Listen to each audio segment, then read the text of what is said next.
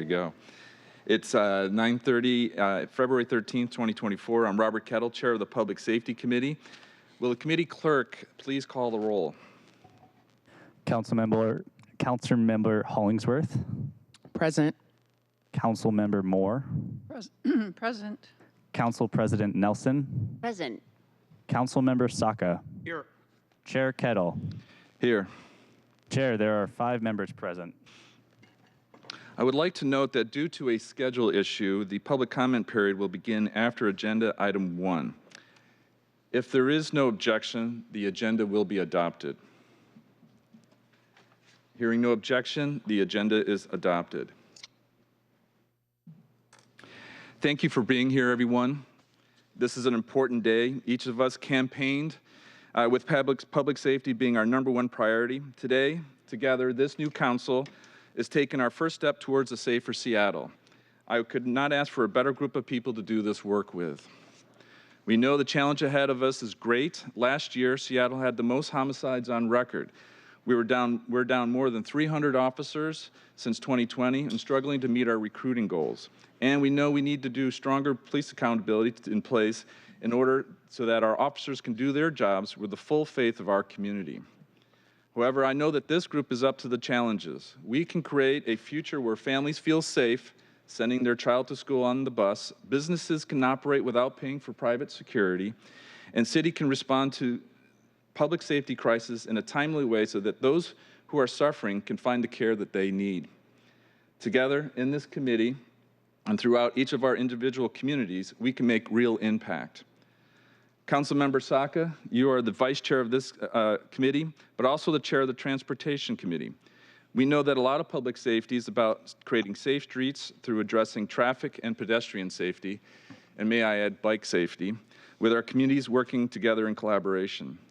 Councilmember Hollingsworth, chair of our Parks Committee, you have been an outspoken advocate for Seattle's youth, and we both understand that our city's parks and after-school programs are key to interrupting crime and violence before it begins.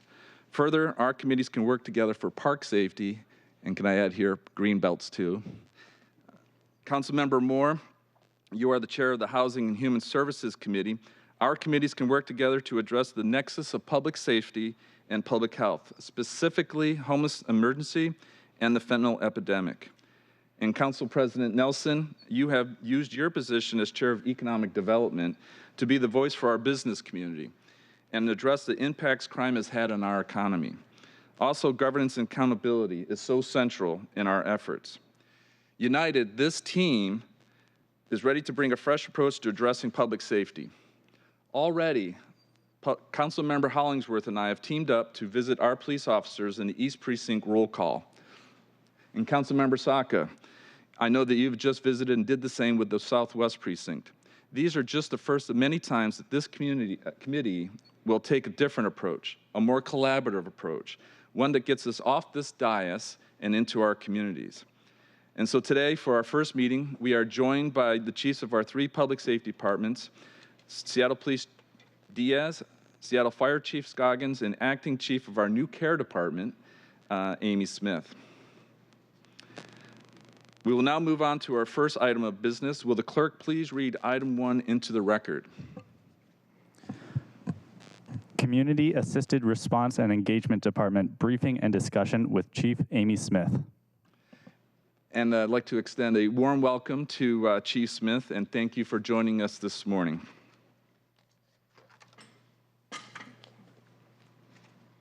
Good morning. So I am Amy Smith. I am acting chief of the Seattle Care Department, which is Seattle's 3rd public safety department, and it is truly a pleasure to be here with you today. I already know all of you, and you know me, and that's because you have been on the front lines already of first response, and I want to really commend that behavior. There is no substitute for showing up with a sincere desire to understand the work.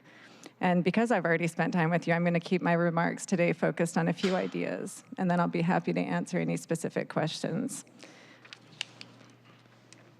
So the first time I presented in this room, Very first thing I said was to acknowledge Seattle Fire Department, Seattle Police Department, and the excellence that I observed. Now, whatever I felt last spring when I talked about that has only been magnified in the months since. Around the clock, I'm out with these folks in the field, or else I'm in 911. I'm observing their response. I've joked that the dispatch radio has become a soundtrack for my life. I am listening all the time, but I'm doing that intentionally because I really want to understand the experiences of our first responders, and I want to understand what it's like to be in our communities. I know that you cannot design for what you don't understand. I feel like a member of these two other departments. When you go to the intersections in our city, which represent the most profound crisis, if you hang out for a little while, you are likely to see all three teams represented. The first point I want to make that's very important is that we need to approach public safety as one team, and the only good investment strategy is to invest in all three departments. This is clear by the data. We will rise and we will fall together. I want you to hold on to that point this year. I commend Mayor Harrell for casting a really grand vision for the Care Department, which represents an alignment of public safety investments in the city. This work needs to be simplified and it needs to be organized. Departmental silos are always a bad idea, but when it comes to public safety, it's a really bad idea, really, really harmful to effectiveness in the work. I talk a lot about our first responders, but I also want to take a minute and acknowledge the secondary response teams. The incredible outreach teams, the folks that we see around the neighborhoods. Our service providers are also a vital part of this system, and so we have to coordinate all of our efforts. We need to know one another. In this mission language, I would draw your attention to the reference to being evidence-based. You know, we say data-driven in the city all the time, but I think generally what that seems to me is we're looking at the numbers, but are the numbers informing our practice? Are we iterating? Are we updating our systems to reflect trend data? In 2013 in King County, we had 6 fentanyl-involved deaths. In 2020, we had 168. Last year, we had nearly 1,100. When I arrived at 911, I naturally conceptualized it as the city's public data hub. The professionals who have made this their career uniquely understand trends in public safety, community concerns, the profound subjectivity around what connotes an emergency, and they can see where the system is failing. I am a loud advocate for the local and national movements to fully acknowledge 911 professionals as first responders. This work can be grueling, it can be devastating, it is largely thankless. But if we can get it right in 911, if we can get it right at that point of first contact, things downstream will go better. The opportunity to dispatch different kinds of teams to 911 calls represents a significant step forward in financial efficiency, in operational efficiency, in flexibility, and in compassion. I've said before, if I know what you need, why can't I send what you need? As you're aware, the CARE Crisis Response Team launched last fall. They are doing great work. They've forged strong partnerships with other first responders and with providers. Now, they're mostly downtown and in the CID, but over a third of the time we're providing transportation for someone, and so we haven't been rigid about the geographic boundaries. Now, notably, when I was designing the job, I insisted that the care responders be classified and compensated commensurate with other first responder teams to level set, so that I could acknowledge what this work really is and attract great professionals who are prepared to do it and who will stay and be great at it. I recently testified in Olympia on the importance of extending liability protections to these types of responders. We have joined in and become leaders in a national movement that expands the notion of who can and who should respond to 911 calls. I am an active member of Washington's Co-Responder Outreach Alliance, or CROA, and strongly support the need for co-response coordination and standardization across Washington state. Now, as of last Friday, the care responders have handled 262 calls. Some of them are quick, some of them require hours of service. Consider the scarcity of officers and how many hours have already been given back to police to address higher acuity calls. Most of these calls take more than 30 minutes, many take an hour, and some have taken 3 or 4 hours. We operate in 3 teams of 2, Teams fill 3 12-hour shifts in the field and then 1 4-hour administrative shift every week, which is largely focused on evaluation, analyzing how we're doing, looking at inventory needs, forecasting what we'll need next. I've been really specific that when the care team is in between calls, they are in community. They do not sit in an office, they are out in between calls. So we have many goals and objectives in the department this year, but these are the 5 priority areas which will dramatically improve efficiency and outcomes when achieved. On the first point, we have to train folks on the front lines to be actively engaged in transforming the system. We have to flag signs of trouble, flag areas for improvement, debate. We should never leave a conversation without understanding the dissent opinion. The work of responding to human emergencies is really complex, and it is nuanced. And so we need thinkers and we need creatives in the work. Chief Scoggins and Chief Diaz and I understand well the significant portion of the budget that goes to public safety, and so we're working together to analyze where there is duplication, where can we share resources, where can we centralize functions. For example, if we're all doing the same trauma-informed response training, why not do it together?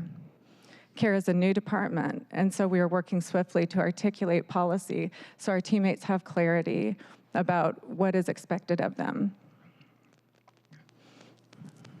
Now, the last point I want to make, and probably the most vital point, is philosophical.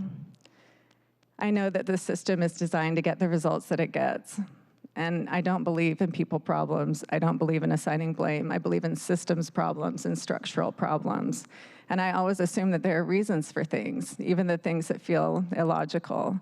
And so daily in this work, I wonder about how we find ourselves so ill-equipped to meet basic needs, which were predictable and which are knowable. I referenced the escalating fentanyl crisis earlier. I can run a regression model and predict what that overdose count will be a year from now. And those 1,100 deaths don't just represent the loss of individual lives. That represents 1,100 devastated families. The 5,700 spent casings that Seattle police recovered last year, it doesn't just tell the story of gun violence. It reminds us that kids are growing up to that soundtrack. And what I've realized is that I think we tend to be in search of perfect solutions, in search of a philosophical ideal, and we will not find it. I recall a time I was doing policy work in Kentucky, and I was trying to understand how I should feel about public charter schools, which were coming online. So I talked to all these people about it, and then finally I thought about the smartest person on the issue. It was a man who had been a teacher and a principal in Kentucky. He got a doctorate of education, I think from Harvard, and became a real thought leader in education policy at every level of the system. And so I asked him where he stood on this issue. And I will always remember how he responded. He said, "Amy, anyone who has a strong opinion on this issue does not understand this issue." And then he went on to describe that some are wildly successful and some are not. And we can't quite correlate the factors that ensure success. And I think about this all the time. The closer you get to these issues, the more you realize that 2 things can be true. And we have to accept that.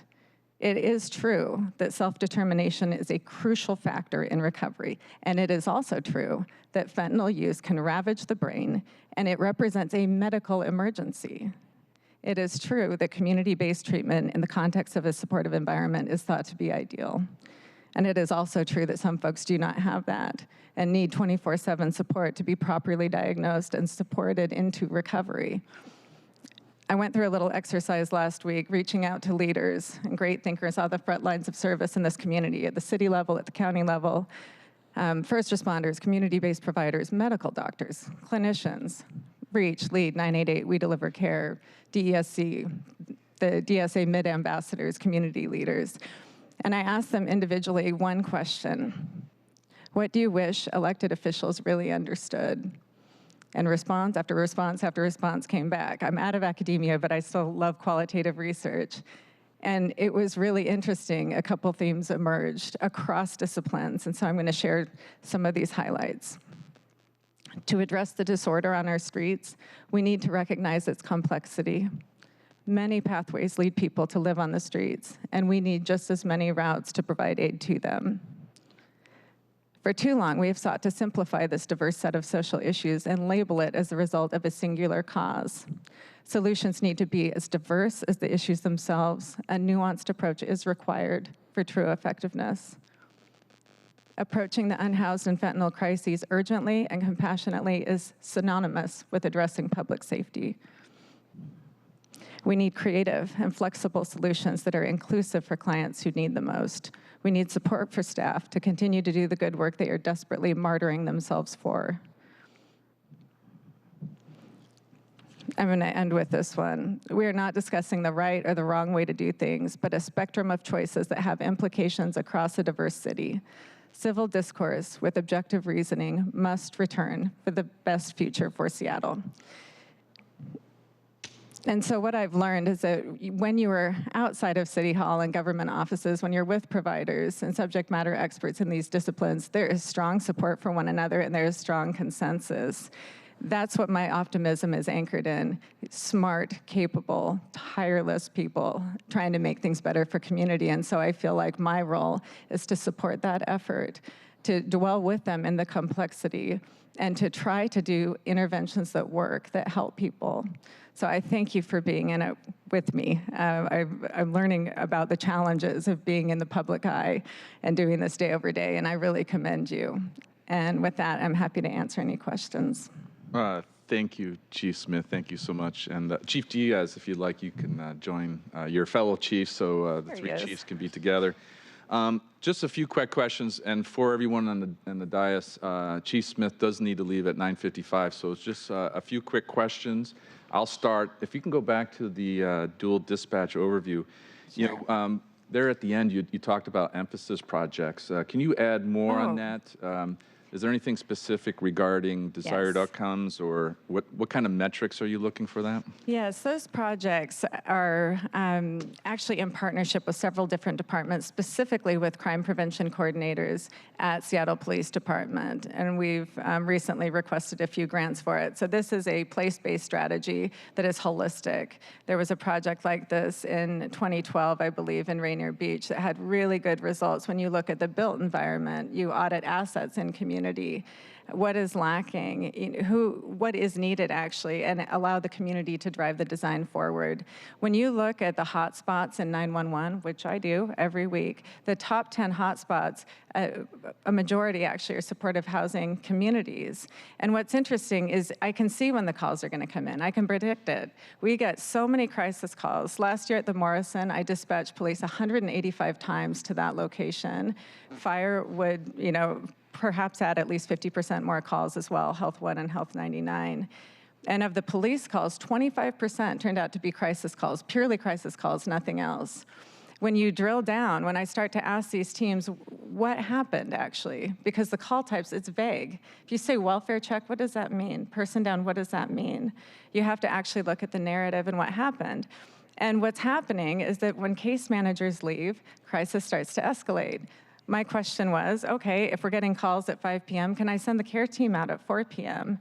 Can they form strong relationships, or can they help train the staff to know what they're identifying? So that is an area of significant emphasis, and Little Saigon as well, same thing. We need to support this community and build it up and actually form strong relationships with people so that we can better understand the experience of businesses, the experience of community members.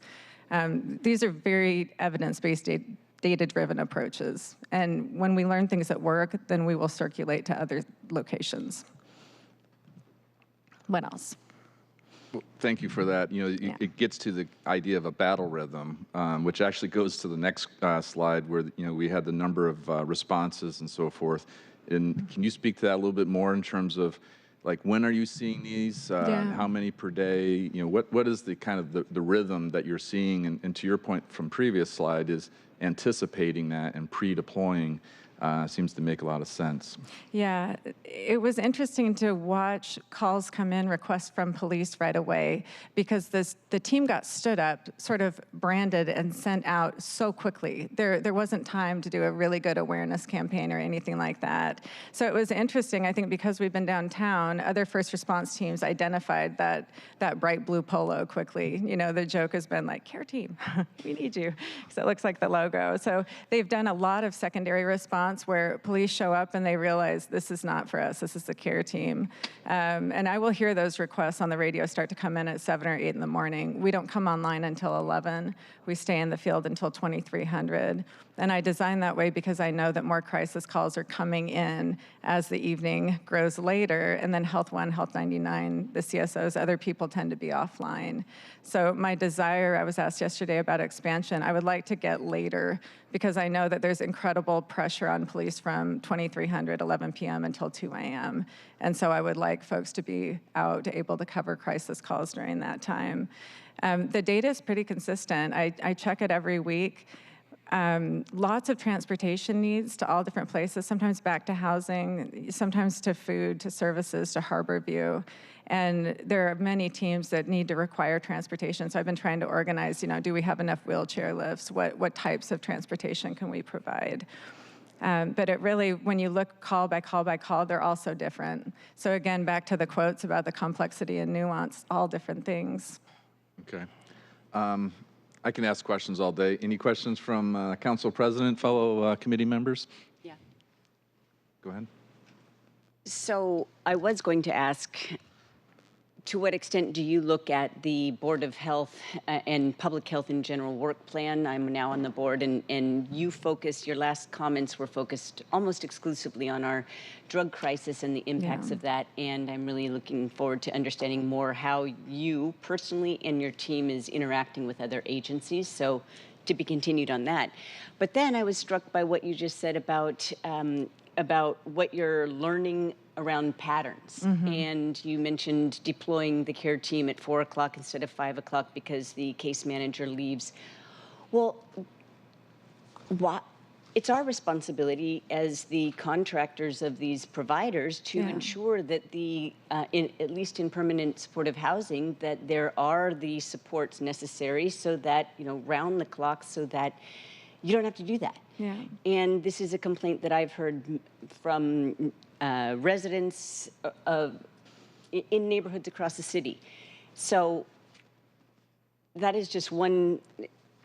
So first of all, thank you very much for mentioning that. I'll follow up with you on that. But I am just now seeing that your work will help us across the board in some of our committee work, human services, my work in accountability. So thank you very much, and I look forward to working with you further.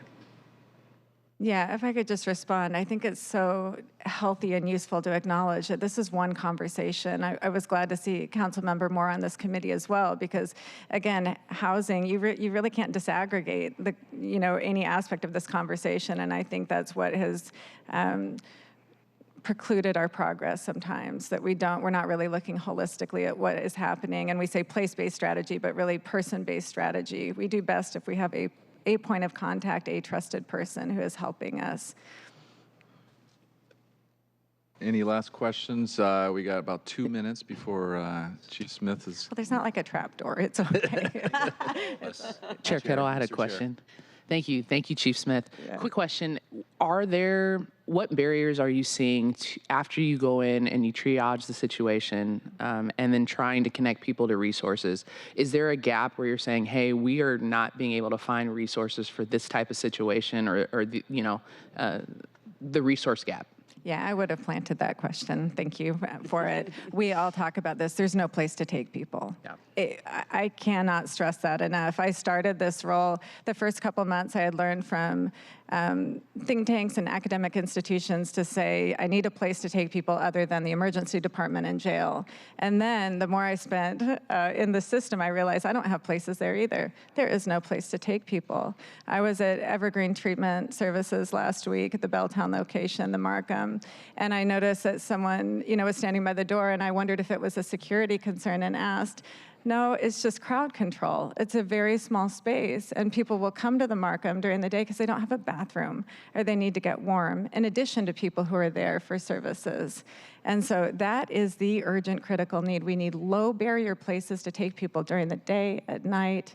We talk a lot about shelter beds, but it's actually sometimes more simple than that. Thank you. I think Councilmember Moore was first. Thank you very much, Chief Smith. This presentation was very informative, and I am looking forward to working with you on this committee and also through the Human Services Committee. I'm looking at your department goals, and the second one is to improve 911 staffing, recruitment, and retention.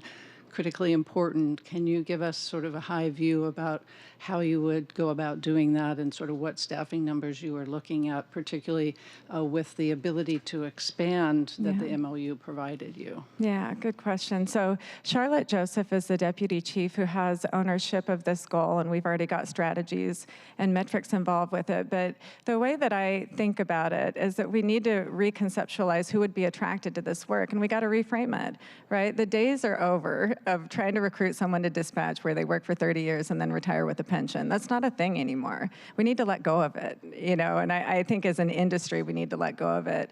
One of the thoughts I have, because I am fascinated by 911, it attracts people like me. It's a data hub. It's a space desperately in need of reform and innovation. It's a place where technology should live and develop. And I think it's a great way into public safety or into government. You know, if you're not quite sure where you fit, but you like public service or you like data, come join us. Work for 3 to 5 years. I think of it sort of like public accounting used to message, right, when there were big six. Come, skill up. After 5 years, you can be a manager, or you'll probably go work for one of our clients. You know, there are different ways to frame this. A lot of this, too, is just about acknowledgement. I am so pleased at the focus and emphasis of council and the mayor's office on 911. I'm pleased that people are coming. You know, the mayor came a first time after a press conference, but then he asked to come another time to listen to calls, and I wasn't sure what his objective was. And he said, when is it really busy? And I said, Saturday night, sir. So he came out with his wife from maybe 9 to 11. Deputy Mayor Burgess was there too. No photo op, just sitting there trying to understand how this system was working. That means the world to people. This has been invisible work, and it is hard. And there are days where I'm adjacent to it. I'm not in it. And I'm fighting back tears at the end of the day because you really do get such a snapshot of the pain. And so then we comfort ourselves in the heroism that we get to see in community as well. Okay, Councilmember Saka, you have the last question. All right. Thank you, Mr. Chair. And thank you, Chief Smith. I suppose the benefit of going last, you know, like I had one question which was already asked. So thank you, Councilmember Hollingsworth. So this is just a comment. Chief Smith, thank you again for this rather insightful presentation and the work you and your team do every single day. I think our community is better served by your presence, and I'm looking forward to working closely with you, the three chiefs here, my fellow council member colleagues, to help grow and scale your organization to make sure we meet the need. But just to comment on some of the things you last said in that discussion item slide just really resonated with me, and I just, as someone like yourself who is the true subject matter expert in this co-response model space, I just want to say thank you. Specifically, you know, you talked about how sometimes we get bogged down in the endless pursuit towards perfect solutions and philosophical ideals, which unfortunately don't always exist. And we keep, again, getting bogged down in in the quest for perfect solutions, and we're likely to find them as soon as, or probably around the same time, we're likely to find Yeti and the abominable snowman and all these, in the Loch Ness Monster and all these mythical creatures.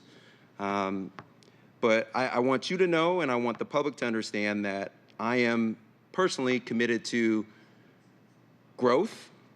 I am personally committed to making real progress on these challenges, these shared challenges, and I am personally committed to results. And again, just thank you for all you do, and really looking forward to working with you. Thank you very much. Thank you, Chief Smith, and thank you for creating a learning organization. I appreciate that. All right, thank you, and Thank you. take care. Okay, Mr. Clerk.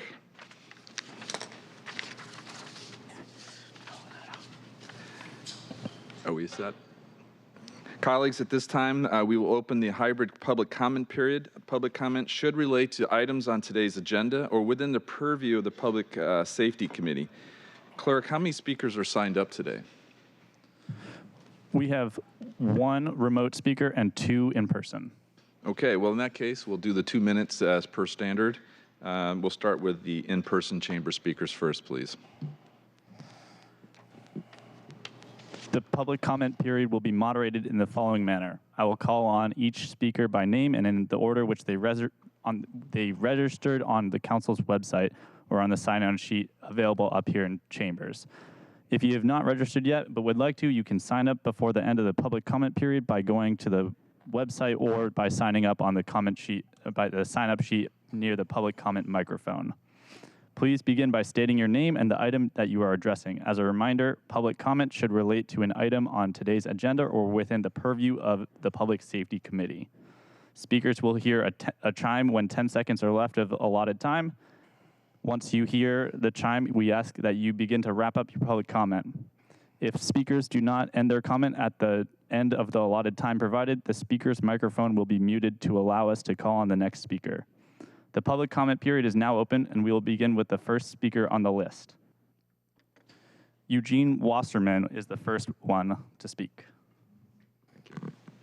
Good morning. I'm Eugene Wasserman. I'm here as president of the North Seattle Industrial Association. I'm here to talk about public safety and more of the crime part of it.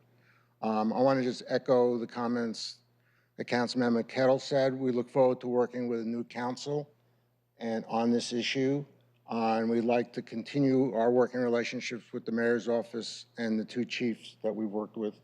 In fact, we've just renewed some relationships with the fire department in the last month. But besides all this, there's a ticking time bomb here.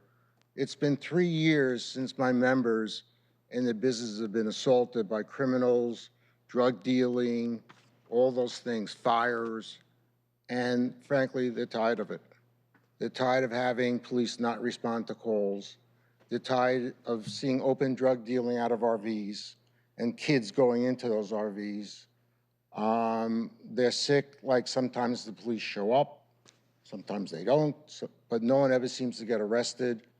And campgrounds where there are thieves in them eventually get moved, but months after we were promised that they're doing it. So there's a ticking clock going on. Some of these businesses, and I won't say all, are thinking about moving out of the city. And if they don't see a change this year, some of them will. And once they start, other people will also. There are already holes in our industrial area, not from the crime issue, but before, but as those holes multiply, and you can see in retail areas, which I'm not speaking for, there are those holes.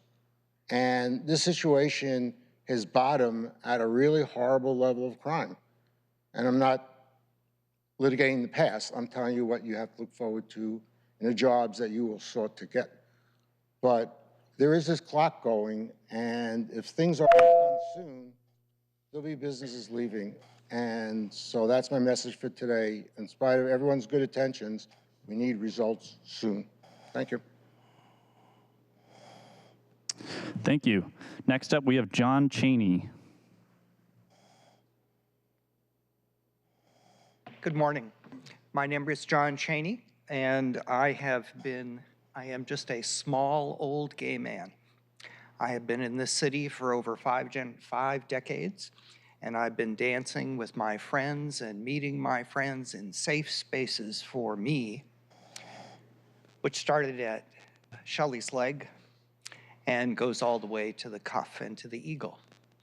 So I'm here to talk about the interaction of the public safety issue and the use of resources. I'm very concerned that on your watch as a council, that on January the 26th, there was a strong perception in my community that there was a raid on places that are safe for my community. And there's been lots of response about it. I've been very pleased with where the city has been discussing this. Councilmember Councilmember, I get my old days, Deputy Mayor Burgess indicated to me that the inclusion of the Seattle Police Department in the JET, Joint Enforcement Team, was really to just stand by and provide security. Well, I think there are lots of other things and places that the police department needs to provide security other than going to look for lewd conduct in safe places for me. The mayor has indicated, and Deputy Mayor Burgess has indicated to me that the JET will be reviewed. I'm looking forward to a public, transparent discussion of what this use of city resources is and the outcome from it. Thank you.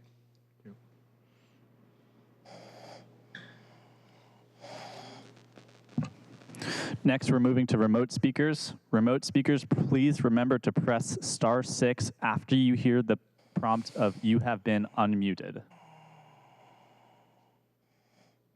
Hi, my name is David Haynes. We only legalized proper grown marijuana, yet previous council and mayors acted like we legalized crack, meth, heroin, fentanyl under 3.5 grams, calling them nonviolent low-level misdemeanors, destroying lives daily and imploding society, while they further sabotage police reform, hiring a police chief who broke up every crime-fighting unit as the interim chief and prioritized overtime at law-abiding events, while going around politicking a blame game on innocent homeless, creating a war on the poor, misleading the business community, creating an easier payday for cops, while shifting the paradigm of policing away from combating the scourge of illicit drugs that created all these junkie thieves ruining the pursuits of happiness for the community at large, to a war on the homeless. We need city and metro police to begin trespassing drug addicts and questioning them to find out where they keep getting the drugs and go shut it down.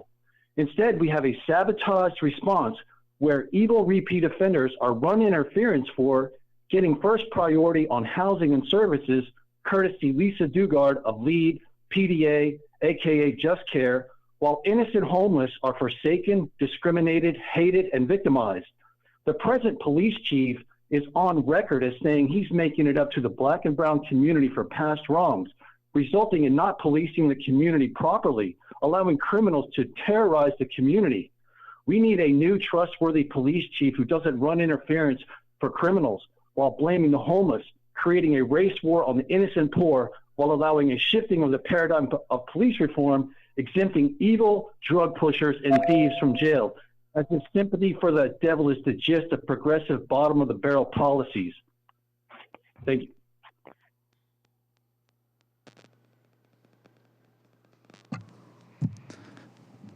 That is all of our public commenters. Thank you. We will now move on to our second item of business. Will the clerk read item 2 into the record? Public Safety Committee approach briefing and remarks by Chair Kettle. Thank you, everyone, for coming. Again, thank you for the chiefs and your teams for appearing today. Really appreciate it very much. To start off, for our committee, the mission of the Public Safety Committee is to provide a safe base for Seattle through community engagement, policy direction, and oversight.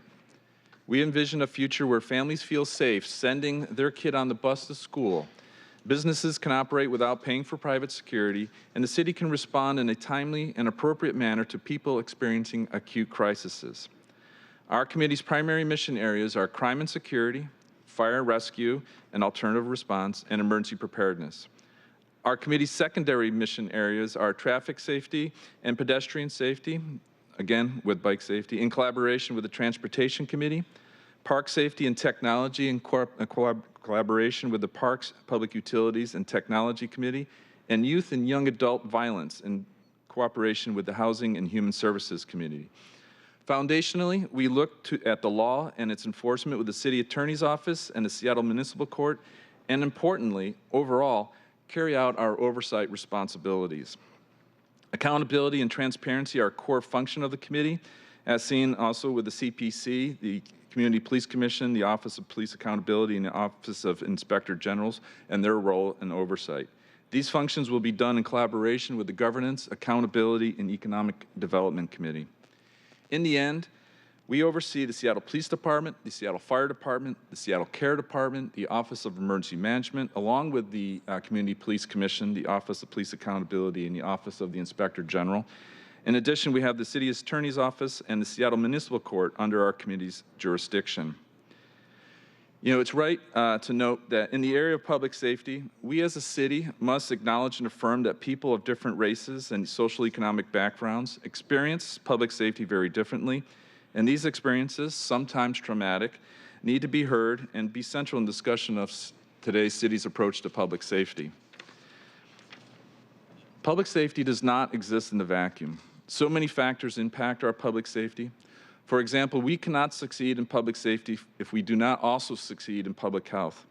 Public safety and public health are indeed two sides of the same coin. We must build on our new care department, elements of police and fire, along with the human services department to address these co-occurring issues.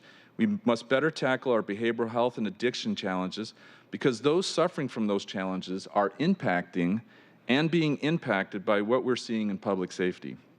Specifically, to the complex and intersectional issues around crime, we approach public safety with compassion and wisdom. Yes, compassion with empathy, but also wisdom, knowing that we have a responsibility to the broader community.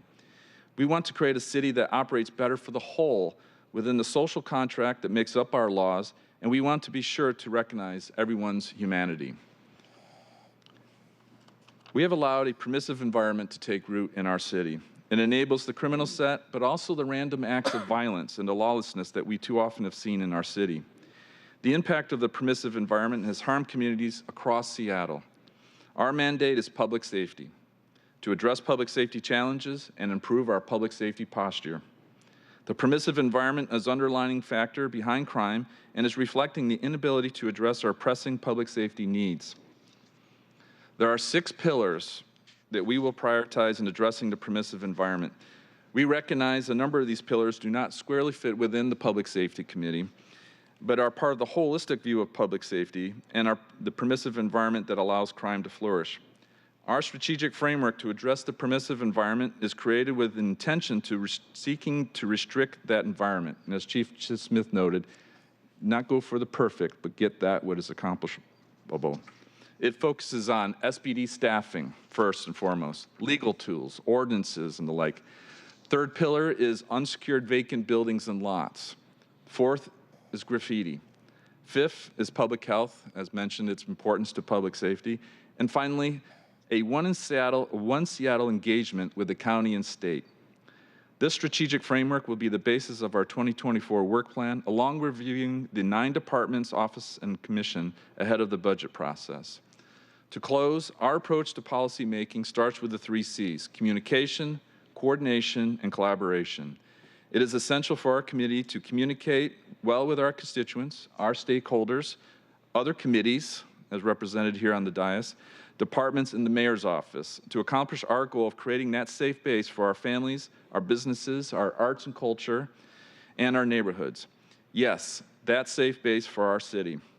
However, it's going to take a citywide, all-hands-on-deck effort in order to dismantle the permissive environment that threatens to be perennial and undermining to Seattle's next generation. From our nonprofit service providers to our community groups, our city council to our neighborhood community councils, our public safety departments, and indeed to each of us individually. We all have a job to do to create a better, safer, and healthier Seattle. Yes, a vibrant, thriving Seattle. Thank you. Now I'd like to turn over to our Vice Chair for any comments you may have in terms of our committee. All right, well, thank you, Mr. Chair. I appreciate the opportunity to speak, and I also appreciate all of your comments. I just want to use this moment to quickly underline a few points from my perspective. So I'm just a dad from Delridge, and you know, I saw some real challenges in my community in West Seattle and related to public safety, and that's why I ended up running, and now I'm privileged to serve alongside you all and for the public. And public safety is really important to me personally, and I think we need to use our time on this committee to heal the community's relationship with public safety and to create a venue for dialogue about what public safety means at this time and in this place. For me, for example, I think about public safety holistically in a PIE framework: prevention, intervention, and enforcement. Make no mistake, today, enforcement and policing still plays a role in our broader public safety challenges and addressing meaningfully our broader public safety challenges. But I also believe that healing will help foster a better environment for recruiting police officers and firefighters, and will help us retain our current officers, ultimately help us bring our staffing back to full staffing and force levels. Why? So we all have better response times. We need to build trust between our public safety department and community through meaningful accountability that creates learning rather than punishes for the sake of punishment. I have very high standards of professionalism and excellence for our public safety officials, and I intend to work collaboratively to swiftly hold people accountable and organizations accountable for results. I am looking forward to expanding our care department to build on our behavioral health or behavioral crises capabilities and watching our community grow and strengthen our non-sworn response capabilities as well.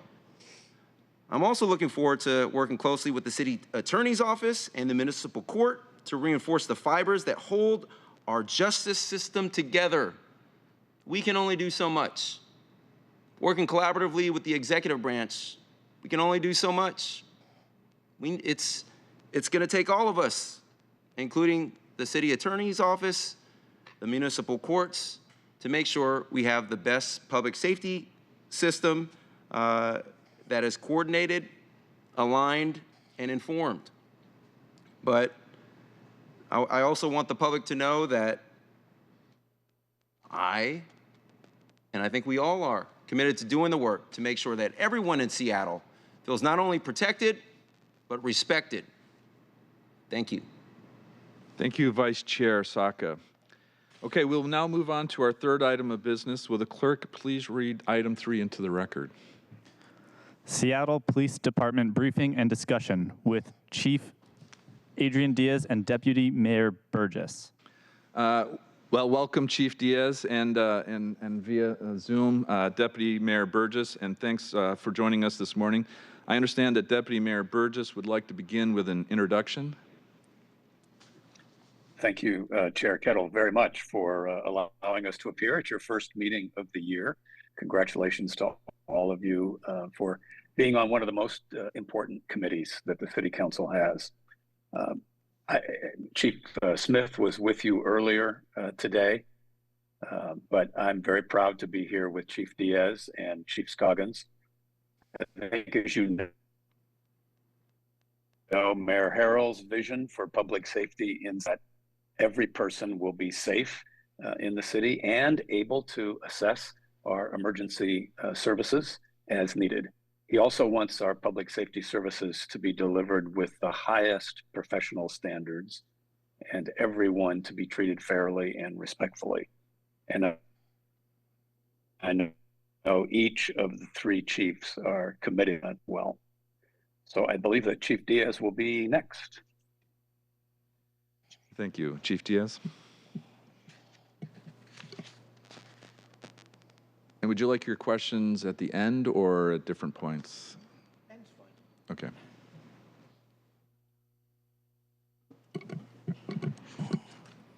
Is it on? Can you hear me? No? Okay. Perfect. Thank you, City Council, Council President, for tackling some tough issues. This year has started off. I've already had interactions with several during this time. We've had an unfortunate young man that was killed in West Seattle. We've had some challenges up on the I-5 corridor, and a variety of different other crime issues that have occurred throughout the city of Seattle. And so, thank you for your commitment to addressing public safety. As Deputy Mayor mentioned, we are committed. For us, it's our pursuit of excellence, and we're committed to service and helping others and helping those in need. And we want to do it in a compassionate and empathetic approach. And that is what every single day our officers are trying to do, to making sure that our people feel valued and respected in the community, but also making sure that, for me, that we value and respect the officers that go out and do the hard work every single day. We're going to start off with our year-end review. This last year, we actually saw a 9% reduction in overall crime, but I'm very cautious with those details because when you look at the overall crime reduction, it was actually a 10% reduction in property crime. However, we know that many businesses sometimes go unreported. And so it's not always an accurate reflection of our overall crime. What we've actually worked towards is actually building a new online reporting system that allows people to actually be able to report things in a much more efficient manner that we hope to have up online within the next Q1 of this year. That also has options in that system to be able to have language additions and allow us to be able to communicate differently with our public than we've ever done before. So we're excited for that new potential onboarding, but we're hoping that this will hopefully reflect a little bit better, more of our property crime than we have had in the past. When it comes to violent crime, we've seen a reduction in violent crime by 6%. And that 6% isn't a reduction when it comes to shootings. When it comes to shootings, we had a 1% reduction, but we had about a 3% increase in people being injured in those shootings. And when it comes to the homicides, we saw a massive increase in the amount of homicides last year. In fact, we surpassed our record that we've had in our history of the department by having 73 homicides. Now, that number is kind of a strange number because some of those are delayed deaths and those incidents might not have occurred last year. However, the death, because of the incident that occurred and the injury sustained, that it ended up having somebody pass away this year or that year at the time, and that's the reason why that contributed up to a high number. But we are committed to making that reduction. And already in the first month, we've also seen a massive reduction compared to the first several months of the last 4 years. And it is unfortunate that we've had right now, so far to date, 5 homicides, but that is actually a big reduction from what we've seen over the last several years. So when we actually look at, one of the other things that we are talking about is our total count of officers. Last year, we actually saw a reduction in overall count of officers. We're down roughly to about 1047. That includes our recruits. That includes people that are in the FTO phase of our department, as well as people that are on long-term leave and our deployable workforce. However, we actually saw more hires and a reduction in people leaving. So we're actually keeping people here in the department compared to the last 4 or 5 years, if you look at it historically. This is our shots fired. So last year, as I mentioned, we had a 1% reduction. In 2022, it was our highest level of shots fired since we started keeping track and really identifying the amount of shots fired that are happening in the city. We had 738 in 2022, and last year we had 730. So while it is a small reduction, it is not really a significant reduction in what we're seeing. But really, when you look at these numbers, is one of the biggest hardships that we're actually seeing is the amount of rounds that are being fired in the city. If you look at a 4-year historical trend, 4 years ago we had 2,500 rounds fired. Last year we had over 5,700 rounds fired. Not just double, more than doubled. And what we're experiencing on the streets, or what our officers are experiencing on the streets, is they're recovering what they call Glock switches, which takes guns and makes them automatic. And when they see the high-capacity magazines, they're not just like a standard clip of a high-capacity magazines, which has more than 10 rounds. They're starting to see what we call 50-round drum magazines. Looks like a Tommy gun. And it's a round thing that's added to the gun, and it allows somebody to switch that gun to automatic and fire 50 rounds in just a matter of seconds. And that actually creates a lot of injury for those. And the reason why we've seen some of the mass shootings that we've had in the city. Last year alone, in a 3-week period, we had 3 different mass shootings. We had the one that happened at Capitol Hill Block Party. Shortly thereafter, we had the one down in Rainier Beach that it was actually a part of our community, our violence interruption work. And then the third one was affecting our hookah lounge that ended up having 9 people hurt, 3 of them dead. And so this is that growing trend that other cities are experiencing as well, but it is something that we are working, committed to making sure that we address. We've seen just in that 4-year increase, we were averaging about 1 shooting, just a little over 1 shooting a day, or shots fired a day. And now in 2023, we're averaging about 2 shots fired a day. And so we actually, in this slide, it breaks down each month what we experience, which, as you can see, during the summer months of that July, we end up seeing that increase in the amount of shots fired because more people were out and active and they're out doing stuff. And so that's when we typically see a higher level of violence. This last year, during that time, I actually instituted a crime violence reduction task force to try and be able to address that issue after 2 homicides, and immediately we saw an actual reduction in some of the shootings and shots fired. For us, just on those specific areas that we targeted, we saw a 9% overall reduction in those 4 areas, which was, right now, as we actually are planning for the summer, we are already kind of setting up for that same process, so that way we actually get ahead of these situations for the summer, so we're not, behind or trying to address things on the fly. As I mentioned before, there was a 1% decrease in gun violence incidents of having 730 verified shootings or shots fired. But one of the things that we have been able to do is we recovered 1,532 guns, which is the most guns we've ever recovered.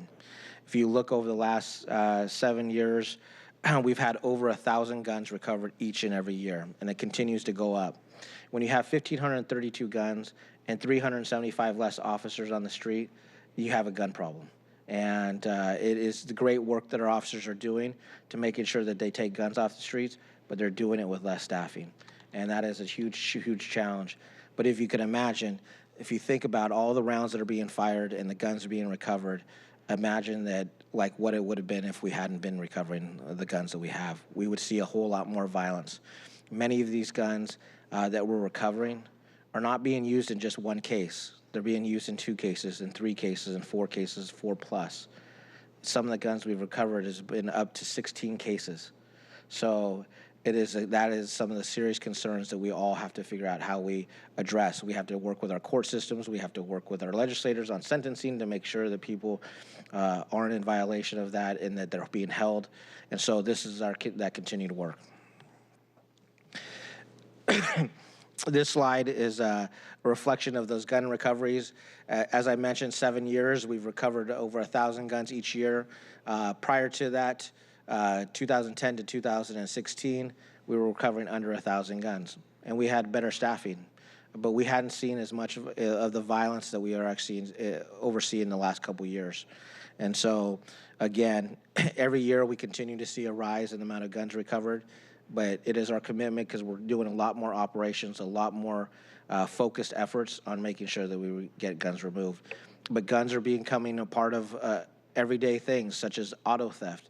When I was in patrol, you would do an auto theft. Typically, you wouldn't see a gun being recovered. But now it's becoming a regular effort in that work. And so things that are much smaller events are actually becoming much bigger events.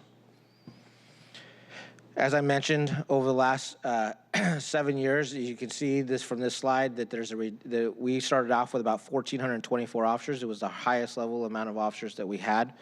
Every year, we continue to see that reduction. Even in 2018 and 2019, prior to George Floyd, we saw a reduction, and then we saw a bigger reduction hitting George Floyd in the year of 2020. If you think about over the last 7 years, or last 5 years, we've lost 715 personnel. 5 years, we've lost 715 personnel. And what that means is that's over half the department that was just in 2017. Now, we've hired quite a bit of people, and we're roughly down about 375 officers.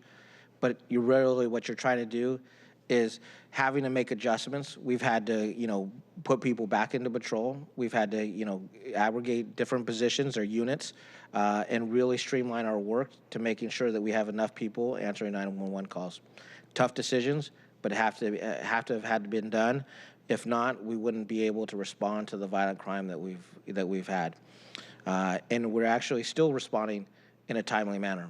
Our goal is to be under 7 minutes to be able to address violent crime, our priority 1 call status. And we're just slightly over that. We're about 7.5 minutes as of last year. And but every second counts. Every second counts when it comes to saving lives. And so it's important not only that we raise the amount of officers that we have, that we get back up to full staffing of 1,424 officers, but that we're also committed to making sure that we take some of that work that we've done in the past and we utilize the care system to be able to address some of those issues that they have the skill sets to be able to do. It's not about reducing officers, because we also need to make sure that we have officers that are healthy and they have the ability to take time off and that they have the ability to kind of rest and relax and not be constantly going and going and going. But right now, our patrol officers spend almost 85% of their time on a call. And this is a reflection of our sworn hire and separation. This last year, we lost 36 more than we hired. But as you can see, it was a much better situation than the previous years where we lost 101, 90, 135. We've only had 2 years in the last 7 years that we've actually hired more people than we've lost. And that was 3 years before George Floyd. So there's already, prior to George Floyd, there was already a very struggle in trying to make sure that you hit your attrition. But as we get up, we're actually seeing much more increases now after several years from George Floyd.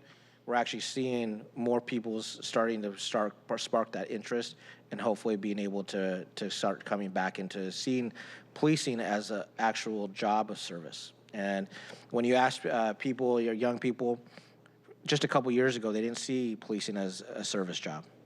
And now the discussion is seeing it much more as a service. And a part of that is that we're also seeing other professions downsize. You look at technology and you look at other different fields that are actually downsizing, and then people start to realize, okay, what do I really want to do? And then they start to figure out our policing is a level of service, and people want to be a part of that. So we're hoping in the next several years that we continue to see an increase in the amount of applicants as well as potential hires. The consent decree. So we have been in this consent decree for almost about a 12-year period of time. This last year, our Honorable Judge Robart, ruled that we were able to eliminate many paragraphs of this consent decree. There was 99 paragraphs of the consent decree that anything from crisis intervention, that we talked about use of force, community engagement. Many of those paragraphs were eliminated. But we still have a couple left that the judge still wants to make sure that we're adhering to. One was in conjunction with our crowd management context, data analytics, and also on our cities, taking the city and actually putting an accountability, which is going to be mainly on the contract, which is going to be an important issue for all the city council to be able to address, because our officers have gone many years without a contract. And we want to make sure that they're valued and respected and that they have a pay structure that allows them to be at the top of the game. We're working hard with the monitoring team and the Department of Justice to hopefully close out our obligations in 2024 for the consent decree. We would be one of the first agencies that was in a full consent decree to actually get through that. And that is our commitment.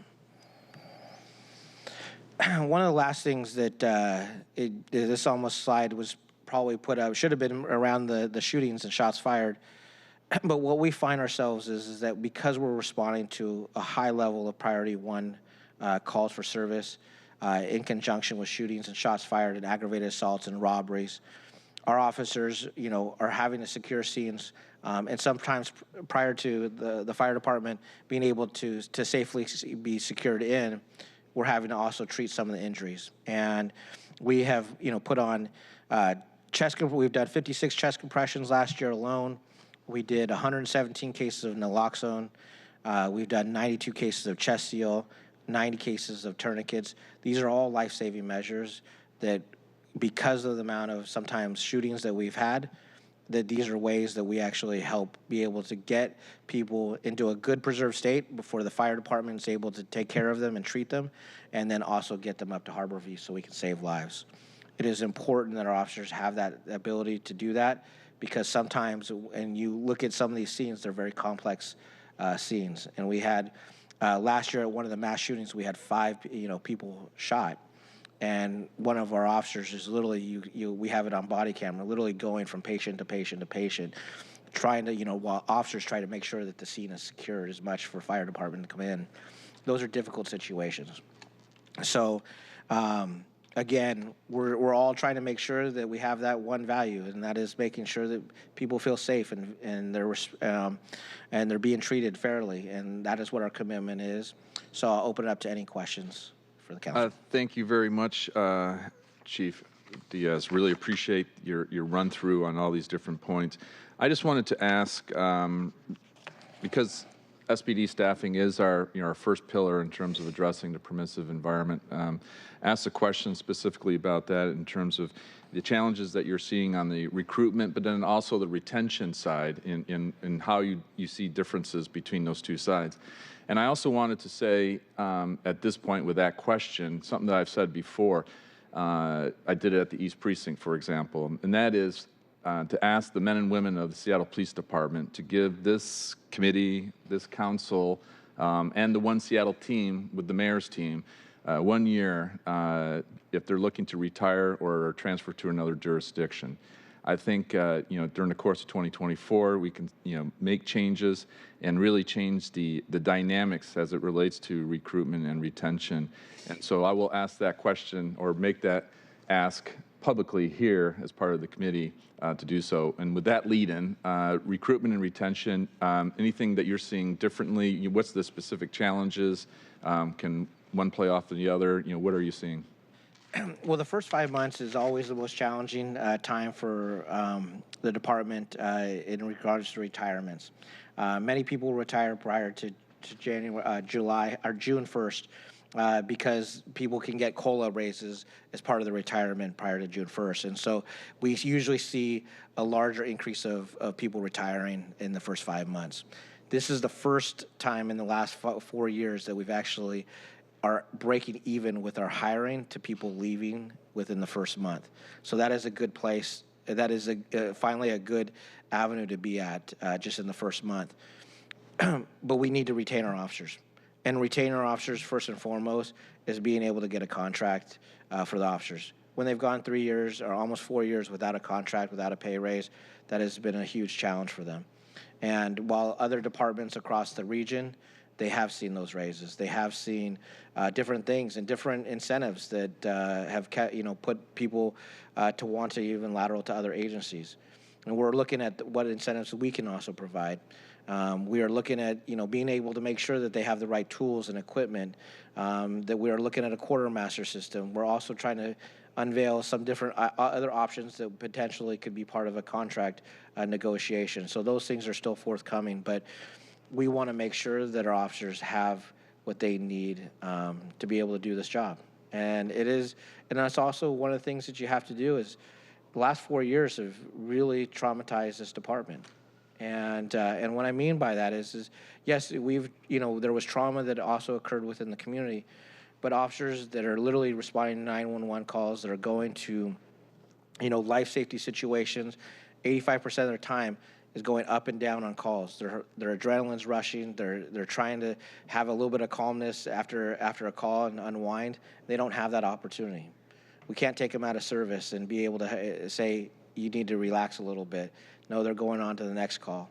And that has a component in wellness. And we've got to make sure that we take care of our officers and focus on their wellness. And so this has been a commitment. We are, in this last year, several months, we've been pushing for an executive director of wellness, which we're hoping to hire soon in the next couple of months.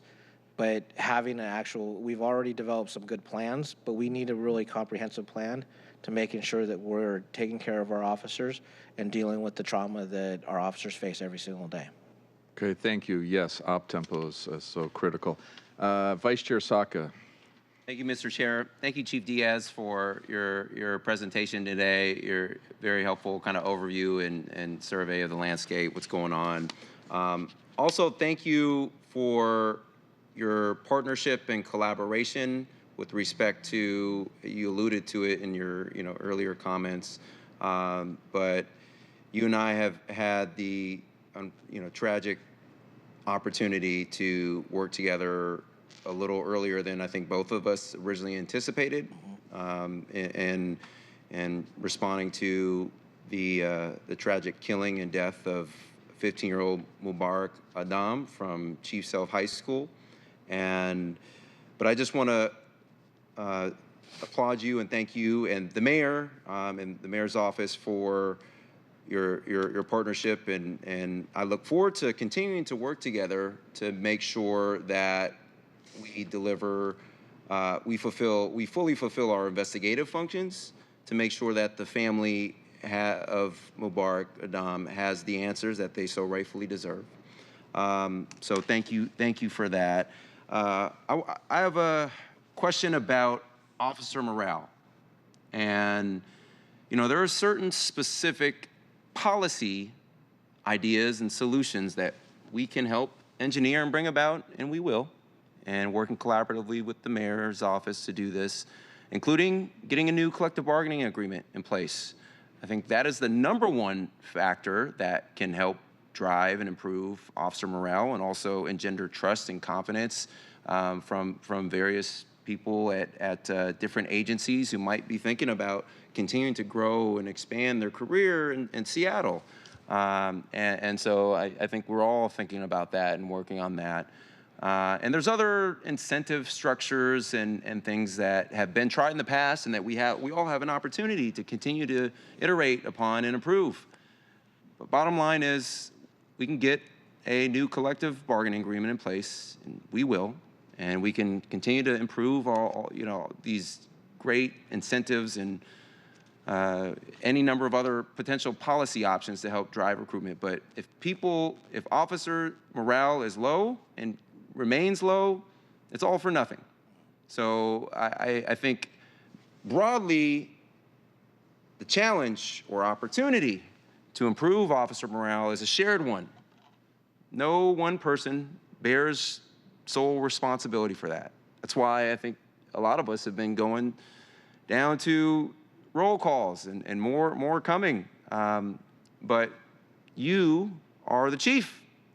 And so would just be curious to hear how you are thinking about improving officer morale and, from your perspective. Yeah, actually, you've already brought up several different good things. #1, contract. #2, having city council members attend roll call.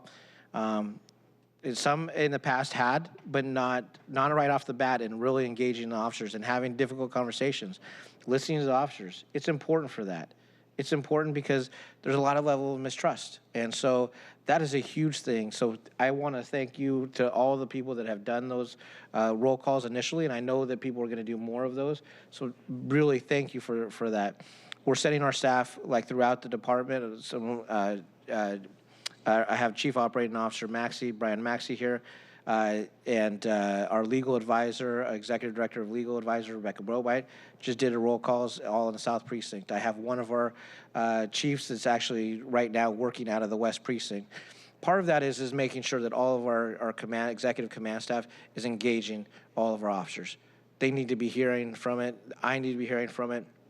I've actually responded out to all the different scenes. I spent my New Year's Eve answering 911 calls, and And I know that that's still not enough. I mean, it's surely not enough when, the officers still feel that lack of trust and mistrust with just sometimes that city department, command staff. And so we have to make sure that we're present every single time, just like being in the community. We have to be present all the time. And that will hopefully be able to gain that trust and also be able to gain the support of our officers and build morale. I can tell you in my career, and it's not an easy job, but I can tell you, I don't think I remember a year where I didn't say morale wasn't low. And it's the nature of the job because you are experiencing trauma every single day. But I think what we really need to be doing is recognizing our officers, and that's what the department's committed to, making sure that we get them the equipment and needs that are being met, and also just be able to say thank you to the officers. And I think overall that will start to come about, being able to deal and with a comprehensive wellness program that also helps deal with some of the stuff that our officers are experiencing on a daily basis. That is what's going to help us and help our officers be able to get through some of the different challenges. And then we also are building a program, as I've mentioned in the past, and I think now that I have a whole new city council, but we are also building a program called SBO for the Badge. And that program is really about kind of developing the resiliency in our brand new recruits. We've had over 100 officers or 100 recruits attend that, and we actually put everybody through it, whether it's lateral or basic law enforcement, through that program. We are focusing on brain development and social emotional learning. We're having different discussions with people that are formerly incarcerated, the African American community, LGBT, because I want them to experience what it's like to have good conversations in the community when it's not in an enforcement situation. And the more that they build those relationships early on, then when they go out in the streets, they've already have those connections and they're going to feel good about the work that they do. So this is an ongoing situation. This is an ongoing plan that we end up still needing to be carried out. And there are going to be more items that are going to be added to that plan. Thank you, Chief Diaz, and thank you for that shout out for the Before the Badge program. That is something that all Seattle needs to understand, and I think it's a fantastic program as we look to develop our new Seattle Police Department. Next up, Council President Nelson. Thank you very much for setting us up with your priorities, Chair Kettle. And doesn't this feel different? It does. So thank you all for being here. I'm going to go with your first pillar. Everything, in my mind, depends on bringing SPD staffing levels back up. We've been talking about this for 2 years since I've been in office. And, well, it's good to know that we ended last year in net positive territory. It's still not happening fast enough. And I have a personal stake in this because I led the legislative initiative to reestablish hiring bonuses. And that was made possible by the mayor's legislation that lifted the proviso to allow for that. And then he had a whole plan on recruitment and retention. And so when we see these numbers, there's a tendency to say, well, it's just not working. And I don't like hearing that. And then people pivot to, well, every city's having a hard time hiring officers, and look at the West Coast, et cetera, et cetera. Well, I don't really care what's happening in other cities because I represent Seattle. And so I have a responsibility for looking at the details and finding out or trying to establish why we're having such a hard time with recruitment and staffing levels back up. Because I want to remind the public that when we're talking about the big problems like gun violence and the fentanyl crisis,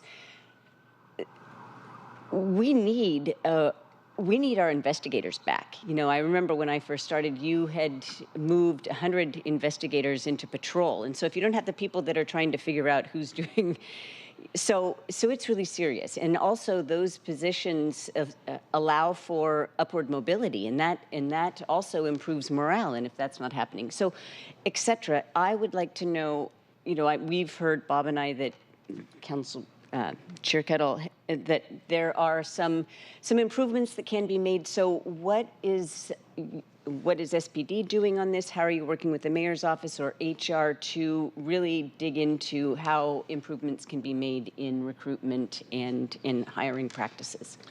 Yeah, so we've already, created much more efficiencies in our hiring process. We've, even when somebody, could fail a physical, sometimes, people just aren't feeling that well that day, and then we're actually allowing them to cycle through very, very quickly within the next, session of testing. Before, that was 6 months before that they would test, and they would be gobbled up by another agency because if I'm going to wait 6 months, I might as well test for another agency. We're actually looking at who we test with. So we have a national testing network. We are looking at switching companies, and then we're working with our public civil service commission to be able to do that because it opens up the door for a lot. When you apply, it opens up for a lot more agencies to be able to have access to in the application process. We're actually seeing more increase in applications now, and that's a good thing. We're actually seeing, I think the last numbers that I looked at was over 60 people from laterals that were applying, which is good. I mean, to see our increase in the amount of people that are starting to throw interest, our recruiting. So our contract with Copacina is really pushing out a lot of ads, and I've actually just met with them this last week and looking at it. We're actually doing a variety of different series just to be able to target certain populations in the community. So whether we have a women in leadership series, we have a military and policing series. So we're really trying to focus that way. People can be able to see, like, hey, I can send this off to maybe a military base and be able to see, like, hey, I'm listening to an officer and their experience as they transition back into the civilian world. Actually, maybe Seattle might be a good agency. I know that Portland has actually done a lot of recruiting and in the military bases, and they've actually been able to get closer up to the numbers that they are hoping to have. So we do look at some of the other agencies because it's important to see what they're doing to see if they're finding successes. Portland and us have also experienced very similar trauma over the last 4 years. So we talk pretty regularly. Actually, with the West Coast cities, I do talk pretty regularly to San Francisco, Oakland, and Portland because some of the same challenges that they're experiencing are stuff that we're going to either experience or vice versa. Like we might experience something before they do, and it helps us to be able to bounce those ideas off of. So we actually feel like our recruiting and hiring plan is starting to pick up and gain momentum. But we still have, at the end of the day, we're all vying for the same applicants. And so I really need to make sure that we have different incentives that allow us to be at the number one part when it comes to the pay structure. Right now, we're about number 14, I think, or 15 on the pay structure. And when you're looking at other agencies and, people are paying a little bit better and have less issues of or less challenges, that is a huge issue. And so that's the reason why I think Councilmember Kettle, we actually pushed out what you said throughout the department to say, hey, please stay an extra year. That this is coming from your council member. This is important for officers to hear that because right now we want to be able to retain our officers, and then we've got to hire new, and we got to make it a place where people feel like, okay, we are going to be valued and respected. So every aspect's on the table. In fact, I might be calling you to be part of some of our videos that are part of the recruiting because people do need, I can tell you 27 years ago, I don't know who was on our city council when I got hired on. But I can tell you that now every member of that's coming into this academy or coming into this department know exactly what you stand for and all the different things you ran on, what the platform you ran on. And that is a huge difference because they're paying attention, because they want to make sure that when they come into the city, that the city is the right city for them. And so I think all of this holistically has to be part of that recruiting effort. And I want to amend what I said a little bit. I said everything depends on hiring. Let me amend that and say, and keeping. Or first of all, we have to keep the officers that we have that aren't ready for retirement. And so back to that contract issue, and I'm on it. So thank you very much. I appreciate those comments. Chief, I appreciate the military reference, but remember, it's not just JBLM. We have Bangor, we have Bremerton, we have Right. Whidbey, we have Everett. Don't forget the Navy side of things. Okay, with that point, Councilmember Hollingsworth. I'll be quick. Thank you, Chair Kettle. Thank you, Chief Diaz. One of the things I've been very alarmed and concerned about, and I talked to a bunch of like principals, teachers, educators, are the youth that are involved with some of the criminal behavior in our city. And they're alarmed too as well.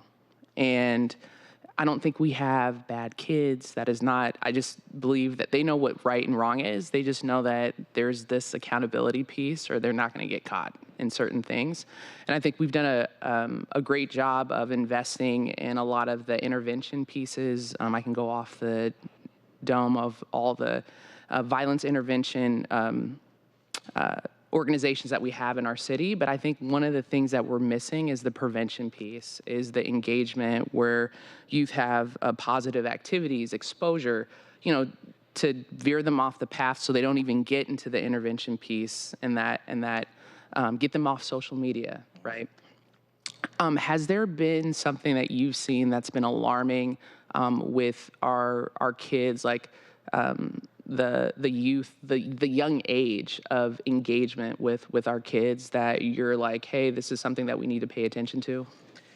Yes, and I'm glad you brought that up. You know, right now, carjackings is what we're seeing a huge increase of, and I give that context because we actually, I'm the PERF president, which is the Police Executive Research Forum.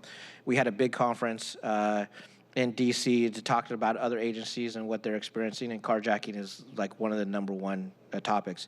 And juveniles participating in carjackings is one of the tops that same issue. And so D.C., who is a smaller city than us, actually had 954. So when I presented for us, we saw an increase. I explained 110, and people were like, 110? I'm like, yeah, but for our city, one is too much, and this is the issue. And right now, when you look at the people that we've made arrests on, 25% have been juveniles. And if you look at anything under the age of 25, it comes up to almost close to 60% that are under the age of 25. And that is a huge challenge. And I think that we're working with our prosecutor's office to making sure that some of the people that are committing the carjackings, and they're not just small carjackings, they're usually armed carjackings. They're not, I'm threatening, to take your car. Sometimes they're bumping people, getting them out of the car, and then actually using handguns to threaten them, and sometimes pistol whipping people. And we really have to make sure that we know that's wrong. People need a timeout. They need to make sure that sometimes they end up seeing, that level of enforcement, because that will end up helping save their life. And if we don't intervene, sometimes that jail is going to end up intervening. And if not, they're going to be dead. And, when I looked at the work that I did in the past, I helped create the Seattle Youth Violence Prevention Initiative, the South Park Action Agenda, and you looked at the victims of violence, they all started out as missing person, runaway, burglary, theft, to then starting to get into violent crime. And these are the victims of that. And so we know some of the precursors that we can intervene to helping families be able to do that prevention work so they don't find themselves engaged in sometimes the activity of that. And so we've got to be able to be, as a city and as a county, more responsive into this area of being able to address a youth's needs early on. And I think those investments are huge. And in fact, I've been an advocate for the violence interruption work. But I also would say we need to make sure that we work with our court systems and we work with our prosecutor's office, that when we actually are experiencing people that are not just committing just one or two crimes, there are people, some of our juveniles, that are in the 16 to 20 realm, and we need to make sure that they're held, because if not, they are going to be dead. Thank you. Thank you. Councilmember Moore. Thank you very much, Chair. Thank you, Chief Diaz, for a very informative presentation. I just wanted to let you know that I did go on a ride-along during my campaign, and it was very, very informative. Gave me a much greater appreciation of the work that we are asking our officers to engage in. And to your point, they are running from priority one call to priority one call, and it's highly traumatic, emotionally draining work. So I very much appreciate the requests that we're making and the need to be mindful of that and to expand our police force so that we are not burning people out. But I did also want to talk about the idea of police morale, and I think that there are a number of pieces that come into play from my perspective, and it seems like there are several important pieces. One is both the sense of having support from the elected officials and the council. And to that, I think we need to be clear that we are going to allow police to police. I think we've had a lot of micromanaging in the prior councils, and some of that has come about because of the consent decree, which was very important, and I want to commend the SPD for complying, very well with the consent decree. But I think there is a sense among rank and file that we are constantly micromanaging and that we've taken their power away to police. And so I want to commit to you that, at least from my perspective, I'm going to be mindful of that in legislation that comes forward. I also think it's important that we work with, as Chair Kettle has mentioned, there's no jail space. It's not being utilized. We're paying for it. I think we pay for 190 beds a night, and you're getting, 40 maybe? And that's an issue that needs to be dealt with at the executive levels. And we at the council need to be supporting that and perhaps looking at going elsewhere, or we need to have that hard conversation about the jail space because we do need to be able to send the message that people are going to be held accountable. That doesn't mean that we're going to run them through the system and create long records for them, but you need a place to go. Police need to feel like the work that they're doing matters. Otherwise, they're going to depolice. That said, I also heard a lot of comments about the need to get a contract and that is going to be important for pay and for the sense that officers are valued in our community. And I would say to that, I absolutely agree. But that's also a two-way street. And the one thing that the Judge Robart has consistently talked about is the need for accountability and discipline. And that is the second prong of what's still remaining to be completed. And so while the council can make sure that we don't micromanage, we also need to make sure that we have structures in place that allow you as chief to hold officers robustly accountable for when they do not engage in constitutional or professional policing. And so taking the lead from the federal judge who's been managing this a very long time, I just want to be clear that that's also a piece of this relationship that is important to me on the council, at least. So, thank you. I appreciate that. Thank you. Thank you, Councilmember Moore. I note the various pieces, your point about the King County Jail. Obviously, that's pillar 6 in terms of our strategic framework. I note your micromanagement. One of the things that, at least in a naval career, when you're a junior officer, mid-grade, senior grade, you get these leadership points and training and the like, and you can't do that if a sergeant can't be a sergeant. But underlying it all, as Councilmember Moore said, it's accountability and transparency. And with that, I would just add, regarding your consent decree status slide, our next meeting will have the three-legged stool. The CPC, the OPA, and the OIG will be 2 weeks from today.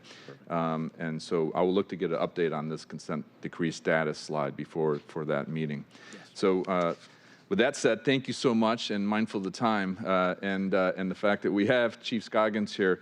Thank you so much, Chief Diaz and Chief Operating Officer Maxey, for joining us this morning. Really appreciate it.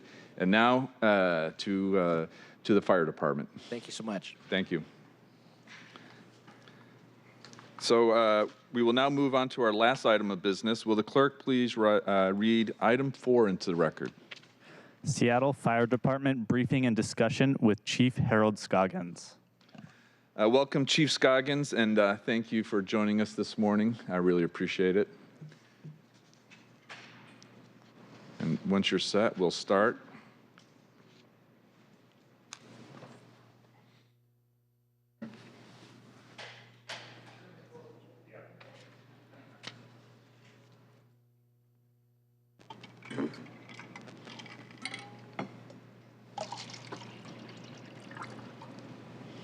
Okay. Again, welcome, Chief Scoggins. All right, good morning, and thank you for inviting the fire department in this morning to give you an overview of the Seattle Fire Department. So Chair Kettle, it was a great meeting with you a couple of weeks ago. Really appreciate it, my team and I, and Council President, it's good to see you and members of the council. And I think I would be remiss if I didn't lead with a thank you to all the men and women of the Seattle Fire Department for the amazing work that they do every day and going out the door to serve community. That's really important work, and oftentimes the community doesn't see it, but we know what's going on behind the scenes. So we put together a few slides on things we're going to talk about this morning.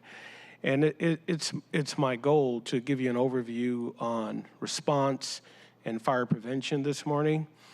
But I think the way we look at this is mitigation, prevention, and education. You know, the mitigation is what you see every day when you see the firefighters going out the door to solve problems with lights and sirens. But there's a lot that goes into mitigation. It's having great equipment. It's having, you know, the needed tools in the fire engines and the ladder trucks and the aid car.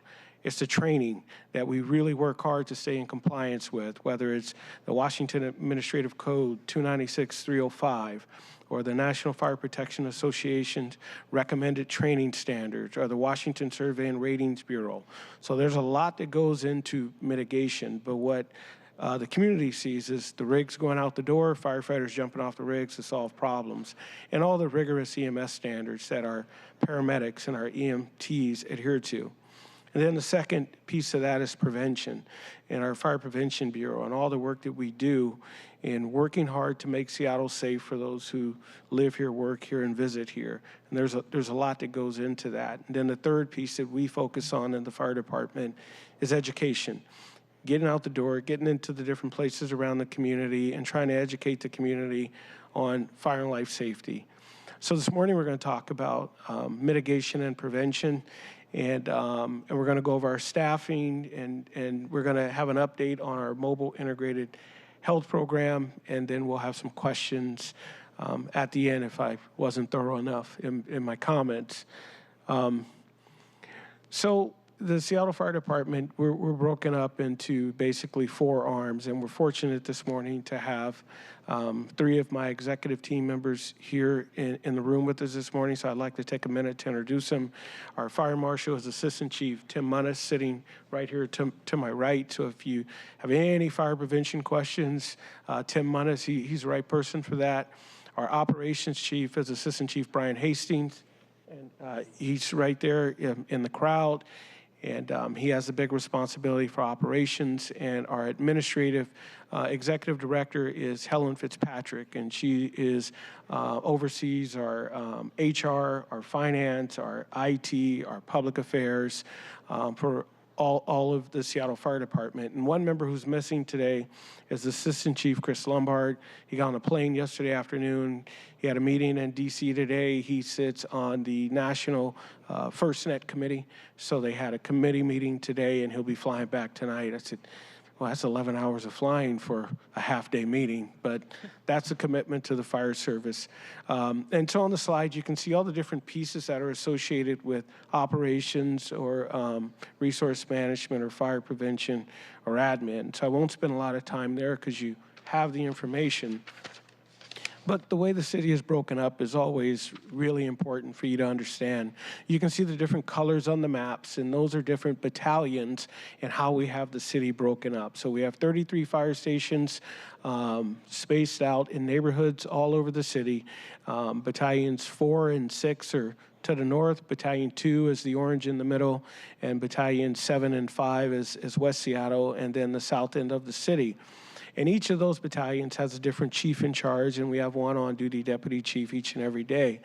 And some of the units that aren't listed on the slides, I think it's important that you understand. We have a world-class technical rescue team, and they're stationed out of Fire Station 14 in Soto. Our divers, our technical rescue experts, they're out of there. Our marine response teams, they're out of Fire Station 36. So if you're going across the West Seattle Bridge, you see the station right to the left there. If you're going west, that's Fire Station 36. So they have a big responsibility in making sure the department's well-trained for our vessel responses and our marine responses. Our hazmat team is out of Fire Station 10 at 4th and Washington, and our decon team is out of Station 27 in Georgetown. And our newest technical rescue team is out of Fire Station 25 on Capitol Hill, our energy response team. And some of the other units that you may see from time to time, you may see firefighters during the summer months or winter months jumping off a fire engine in a wetsuit, jumping in the water. We have rescue swimmers all over the city at a variety of different stations, so we're going to all of those different responses. So that's a brief lay of the land of the Seattle Fire Department. Our staffing is something we've been paying attention to, and as I've heard the two previous conversations, staffing is really important. The landscape is changed over the last 10 years or so. In the Seattle Fire Department, in the last 10 years, we've hired half the department. So it means half of our firefighters have 10 years or less. We're going through a generational transition, and COVID and all the other things didn't help with that, or the retirement enhancement that happened in the legislature. All of those things played a part in that. So we're fully we would be fully staffed at 1,198 positions. Currently, we have, and that's 1,111 sworn uniform positions and 87 professional staff members. So currently in the department, we have approximately 125 vacancies, and 120 of those are in the operations side, and that's the firefighter side, and then 5 of those are on the administrative side. Fortunate enough, we have a new academy starting tomorrow. So Valentine's Day, 45 or so new Seattle Fire recruits will show up at our joint training center at 9401 Myers Way, and they'll be there for the next 15 and a half weeks. And you can see by some of the numbers on the page there, recruitment isn't the Seattle Fire Department's problem. Is our problem and challenge is we have a pretty rigorous training academy. We generally lose about a third. In 2023, we lost a little bit more than a third of the recruits that enter into our training program. So we always have a lot of applications. We always have a lot of folks signing up. But oftentimes, when individuals have to put on 50, 60, 70 pounds worth of gear and put a breather on, a self-contained breathing apparatus, and then start work once you get all your gear on, a lot of folks really don't understand the nature of the work that we do. And so that's why there's some challenges there. And we put a number of programs in play to try to help create awareness, help individuals become better trained, and all of those things. But it's an ongoing challenge that we face. Our second class of the year will start in August of this year. So generally we have 2 recruit training classes a year, and we do our training ourselves. So we make those classes the size they need to be, or the number that's allocated in the budget. But our goal is working towards reducing that vacancy count. That's a big deal for us. We were fortunate this year, January 1 of this year, 26 new FTEs went into the position count of the Seattle Fire Department for Ladder 13 in West Seattle and Medic 26 in South Park. So December 31, our position count would have looked a little bit different than it did on January 1, because those positions actually went into the count. Later this year in October, We're going to be opening up our applications, so we're really excited about that. Our public affairs team and our workforce development coordinator are putting together a recruitment strategy for us and marketing plan. So we're going to be kicking that off, and we're really excited about that. It'll be open for approximately 8 weeks. To give you perspective, in March of 2022 to April 19th of 2022, just about 7 weeks, we received about 3,000 applications in 7 weeks. So we'll see what we get. We're going to be open a little bit longer than that. So we're excited about that. But we are going through a transition in the organization. So when you look at our calls, these are our calls coming into our fire alarm center. That's our dispatch center. So when they come into the 911 center in Chief Smith's shop, if they say it's a fire or medical emergency, that call is immediately transferred to the Seattle Fire Department. And our dispatchers do an amazing job in triaging that information and getting the dispatches out the door. And what you can see is an upward trend. And what we shouldn't be surprised at that. If you look at the Office of Planning's website and you look at their quick facts, since 2010, the city of Seattle has grown by 170,000 people. Over 92,000 new residential units have been built in the city. So we're becoming a more populated city. And what we know from that is more people you have in the city, the more calls you're going to go on. Now, our dispatchers, they do an amazing job. Our goal is to answer the phone in 15 seconds or less 90% of the time. Our dispatchers are doing a great job there, and they're well above 90% in getting the phone answered. And then for high-hazard EMS and high-hazard fire calls, and that's after we go through our emergency medical dispatching protocols, our goal is to try to get those calls dispatched in 60 seconds or less. And as you can imagine, the more calls are coming in, this is becoming more and more challenging. So that's one of the challenges that we continue to face, and I'm sure it's the same in Chief Smith's shop with the 911 center also.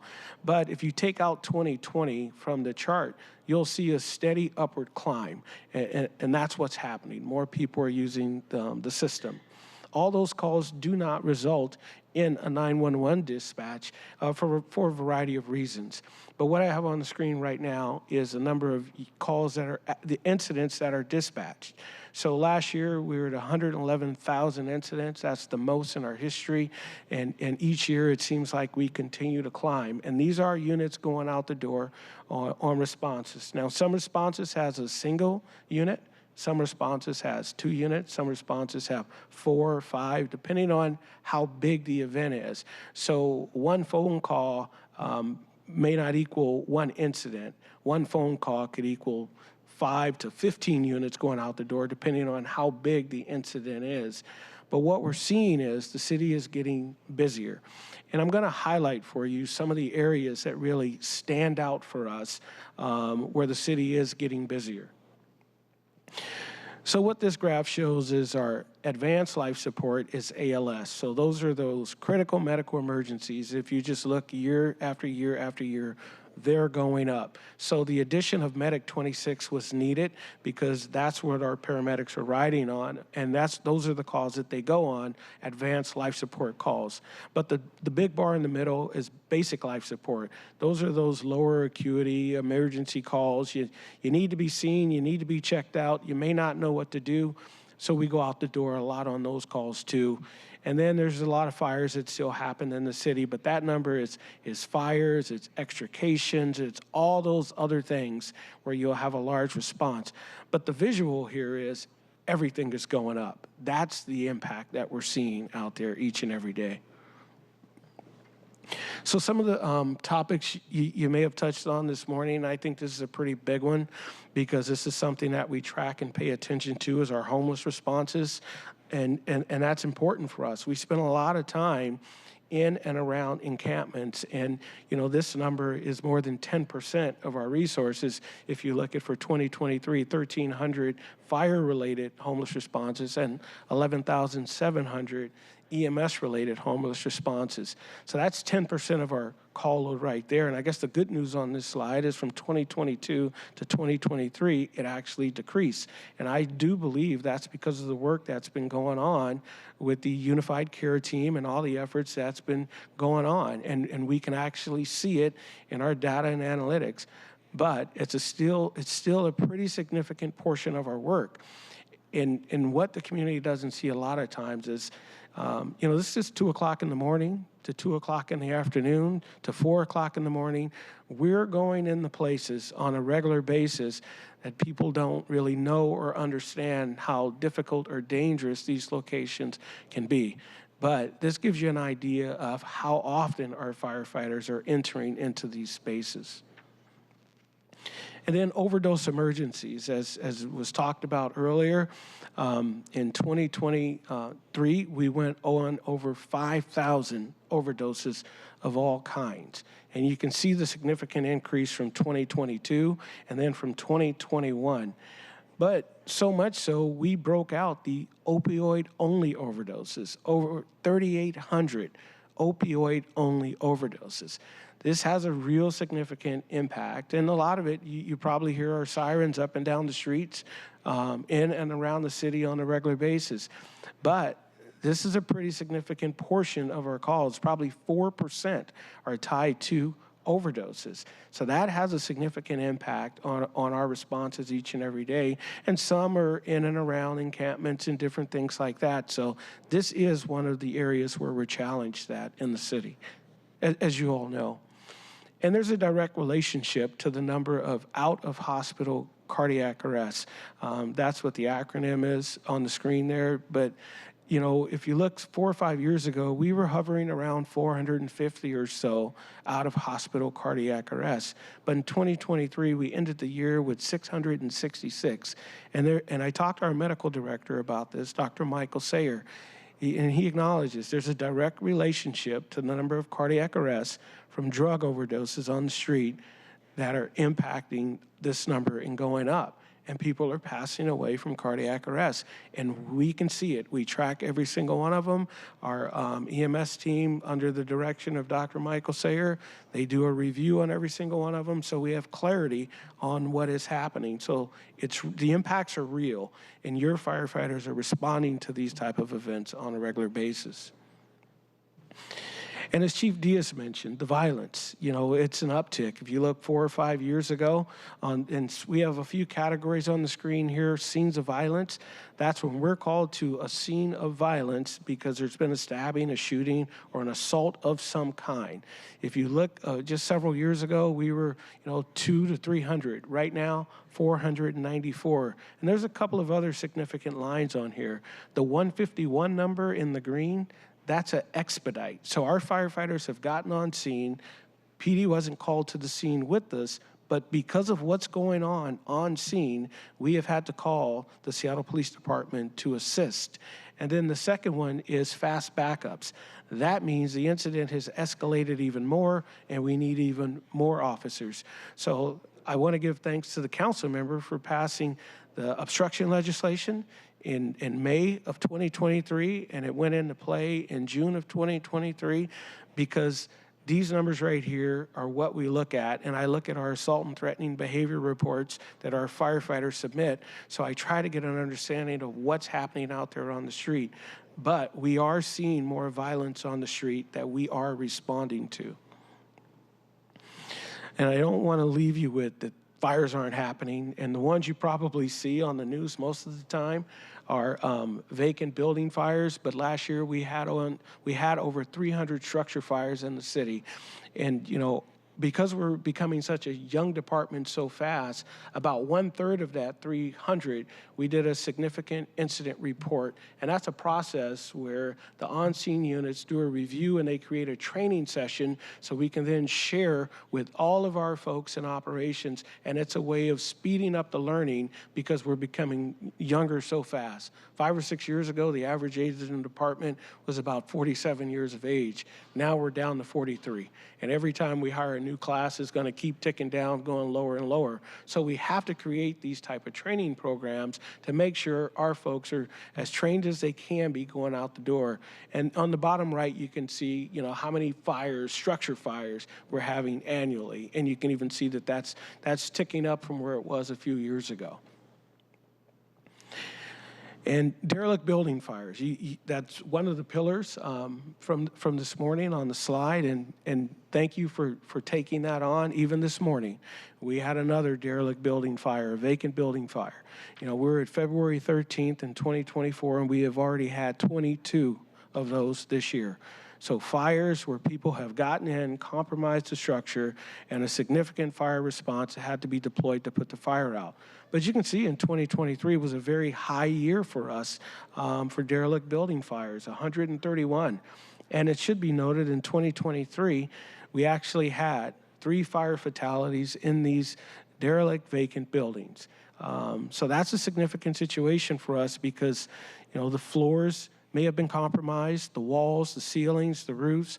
All of this changes the fire dynamics and the fire behavior in a structure. You know, we're fortunate to have such an amazing fire prevention team and Seattle Department of Construction and Inspection to make sure buildings are built right. And that there's a reason that we want that. So we can control the fire and keep it to the room of origin.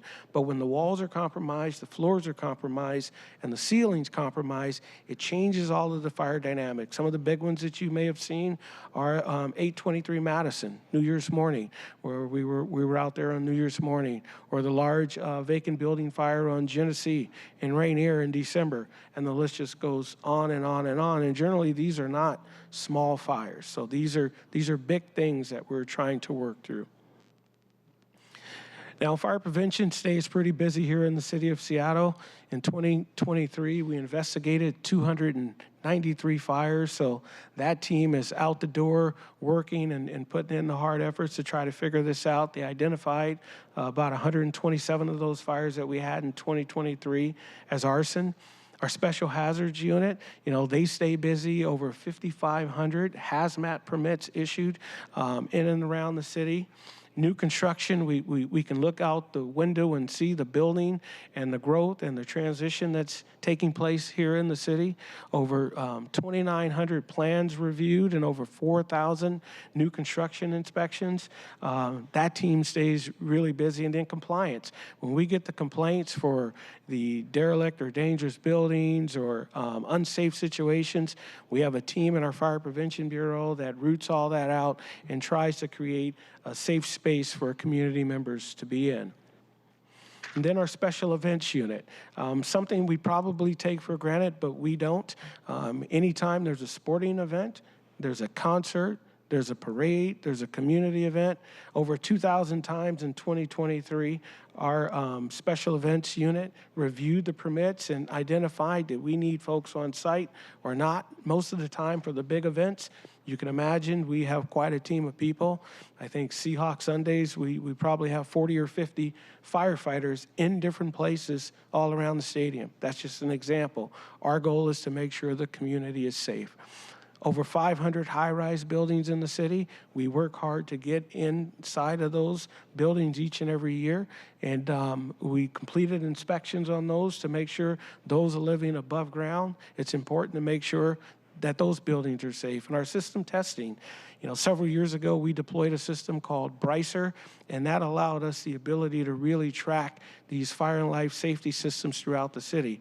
Over 27,000 systems in the city in 15,000 buildings. And our Fire Prevention Bureau, they do an amazing job bringing those systems in compliance when they get out of balance. That becomes very important for us. So something you'll be seeing in Q2, you know, the fire code is generally lagging about 3 years behind in the code cycle, and that's pretty important. But we're going to be bringing the 2021 fire code updates to you. It will come to the Public Safety Committee for review, for comment, and all of those things. You know, our team has done an amazing job, leaders in the region and leaders in the state, on really trying to address the new emerging issue with lithium-ion batteries. And that, you know, our energy response teams, but, you know, we're seeing more and more fires in scooters, in bikes, in battery storage systems. And as this systems continue to be deployed, we expect this to continue to go up. So we're really working hard there. And so those inspections were our Fire Prevention Bureau. But all of our fire companies and all of our fire stations have inspections to do annually also. And it's important to note because once that building is finalized and it's signed off and everything's done with it, the fire department's the only department in the city that actually touches it on a regular basis. So last year, our Seattle firefighters got in 91% of all of our assigned inspections, and sometimes it's difficult for a variety of reasons to get in all of them, and that's over 14,297 buildings, but it required over 16,500 touches to try to get into all of those different locations. And then all around the city, you see the hydrants. Well, we go and test those annually too to make sure those are working okay. That's our, our bread and butter when we go on a big incident. We want to make sure they're working. So that's important for us too. Now, a little bit about our Health One team. As you heard from Chief Smith, and our team partners with the CARE team on a regular basis, and they're out and really working hard to serve the community. But some of the things that should be noted with our Health One team and our Mobile Integrated Health team, last year they went on over 1,100 direct dispatches. So that came directly from our dispatch center, and they followed up on over 2,900 referrals. So firefighters all over the city, they go into a situation and they say, hey, you know what? This needs to be followed up with Health One and one of our case managers over 2,900 times. So when you think about the 1,100 and the 2,900 and the additional 6,000 times calls go directly to our nurse navigator phone line from our dispatch center, that's another 10,000 responses that our firefighters probably would have been on, and it's probably higher than that because if we have a high utilizer in our system, that means that's someone who's called 911 more than 3 times in a 3-month period. They may get referred to our Health One team for a follow-up. They could be a vulnerable adult. They could be someone that's in need of care. They could be having some behavioral health or addiction issues. All those items, all those are reasons for our team to follow up on. And our team does a really amazing job in doing that and really trying to get people what they need. Sometimes it's getting them a doctor's appointment that may not be an emergency. Sometimes it's following up on calling the doctor while they're there and getting the appointment and then giving them a Lyft voucher so they can get there and back. All that becomes important. They spend about an hour on scene every time they go out the door, and they do a really amazing job there. And in 2023 of June, and I've talked about the overdose information, we transitioned one of our Health One units into Health 99, and that became our overdose response unit in the downtown core of the city. Now, that launched in June, so between June and the end of December, they went on over 260 overdoses. And their goal when they got there was to deploy Narcan or whatever measures they needed. But the number one goal was once that person was revived, and if that person did not want to go to the hospital, is we would clear all the units on scene, and our case managers and our firefighters would then spend the time needed to try to convince that person to go and to get some help. That's the number one reason that they're there. And they actually had quite a few success stories in 2023, and we'll be presenting to the mayor's office our 6-month report coming out of that. But that's such critical work when you see we had over 5,000 overdoses in 2023 and over 3,800 of those were opioid based, and it's presenting some new ideas and things that we should be doing and we're going to try to transition into to continue to help people that are in need. And I think the last slide is just information, but just to give you an idea of some of the other things that go on. So I have Washington Task Force 1 deployments. And our team went to Maui last year to help with the search in Maui, but our team generally goes out all over the country. And it could be our Task Force 1 team, or it could be our wildland firefighters that are going out to help around the state or going around to help our neighboring states. Last year, we were fortunate to be able to deploy a lot of needed training for our behavioral health training, suicide intervention training. Our therapy dog teams have been out and about, and our resiliency coaching. All that is possible because a couple of years back, we were able to hire a behavioral health coordinator. And I heard Chief Diaz said one of his goals is to hire an executive director of wellness. These are the type of positions that are really important when your folks are seeing trauma on a daily basis, to help provide them with some tools and skills to help cope. I mean, if you're seeing cardiac arrests every day, if you're seeing shootings every day, if you're seeing overdoses every day, this starts to wear on an individual, and that becomes very important. We had a couple of, we had an IT success. We launched a new learning management system, and then we have two big ones in flight. Our fire department incident reporting system, and then our new staffing system. But the last line I have on there is something that we are really proud of. We met the mark, and we have been identified as a Class 1 fire department in the state of Washington. We are the only one in the state of Washington.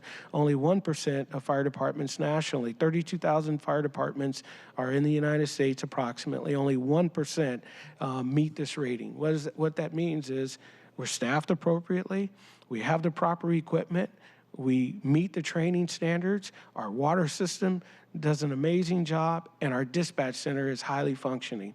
All those are components that are rated. Our next rating, and it's done every 5 years. So in 2026, we expect Washington Survey and Ratings Bureau to come back into the department and say, give me all your records, and we're going to be proud to show them what we got. So I'll pause there and see if there's questions. Thank you so much, Chief Scoggins. And that last slide, I really appreciated the opportunity to be at the Fire Station 31 groundbreaking. I really appreciated your briefing, partly because highlighting the obstruction ordinance, that goes to Pillar 2. These are the kinds of things that we need to do moving forward as well. And obviously, Pillar 3, the vacant building.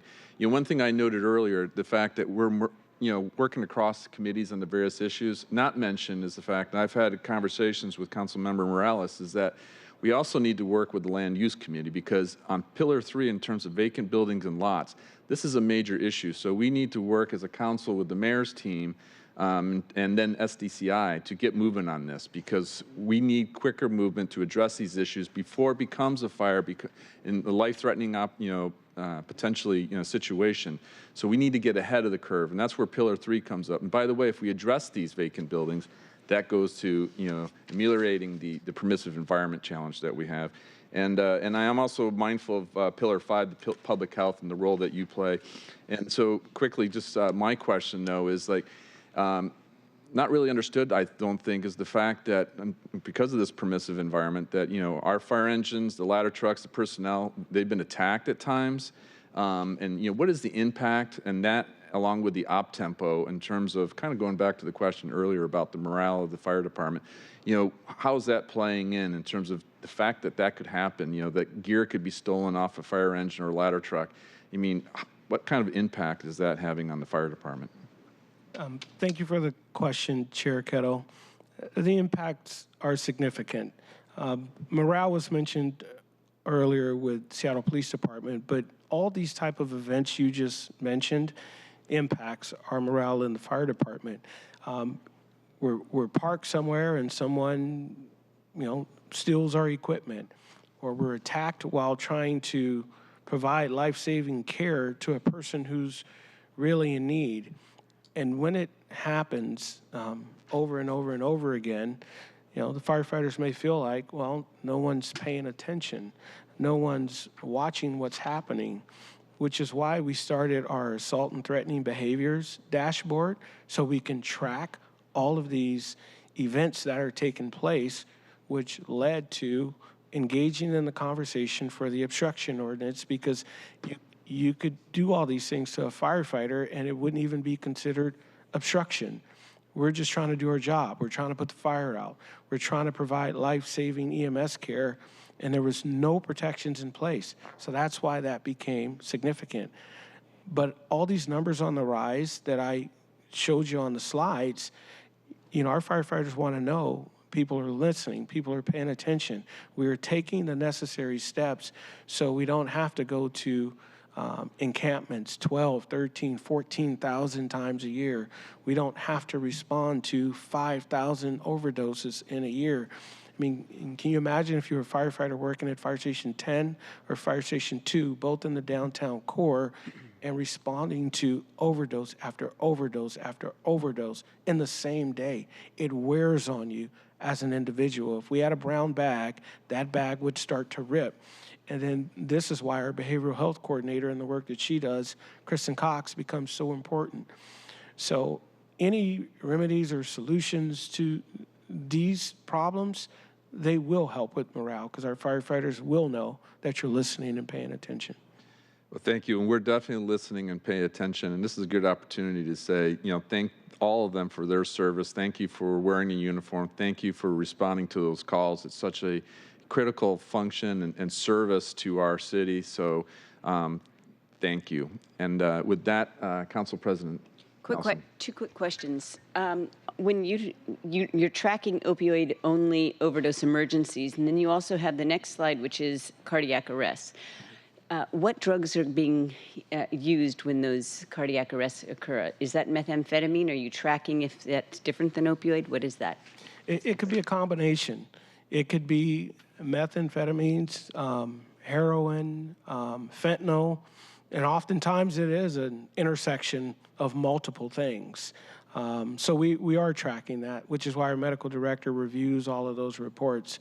So there's a lot of stuff out there right now, and I think what Seattle Police Department will tell you that the cost of purchasing these drugs is way down, so it becomes way more accessible than maybe it was in the past. And with reports that meth is getting stronger and stronger, and the fact that we don't really have a medical treatment for methamphetamine, that's what I'm trying to dig into. Second question is the derelict building fires. Okay, so I have been focused on vacant buildings and they catch on fire sometimes, oftentimes because of trespassers. And is it because the owners want to demolish those buildings and they're not getting permits fast enough? I believe it's a combination of things. Some of the property owners are in line for demolition of some of those buildings, and it can be an arduous process to get it all the way to the finish line to get the permit approved, whether if you have to remediate asbestos and other things in the building. So that's one part. I believe that there's property owners that aren't engaged, and the building is how the building is. And I believe those are the buildings we should be focusing on, and generally there's a trend.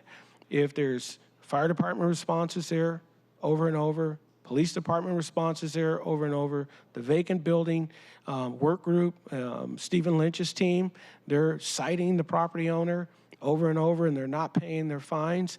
I think we should be willing to take intentional steps to abate the problem. And sometimes to abate the problem means you have to demolish the building. The last thing I ever want to do is sit up here in front of you and we have a firefighter that went down in one of those buildings that was vacant and we knew it was a problem and we didn't do anything. My friend Chief Niles Ford in Baltimore, he had to go through that experience. So there's a combination of things, and I think there are things that we could do, but we do need our property owners to be engaged in this process for the safety reasons. Thank you. Thank you. That sounds like a nuisance property ordinance issue. Next, Councilmember Hollingsworth. Yeah, thank you, Chief Scoggins, and thank you to your staff for being here.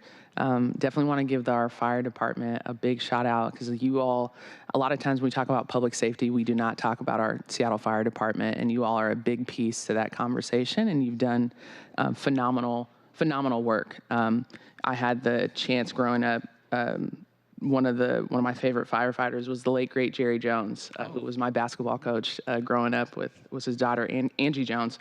But a question I had was, related to the staffing piece, do you feel like our staffing levels, we're increasing a ton of population, and we understand that there are going to be more calls. We saw that the calls have gone up. Your staffing levels have kind of, I don't know if they're continuing to kind of just stay consistent. Do you feel like we're going to need more firefighters over as we are continuing to, build more housing and kind of absorb a lot of the population growth?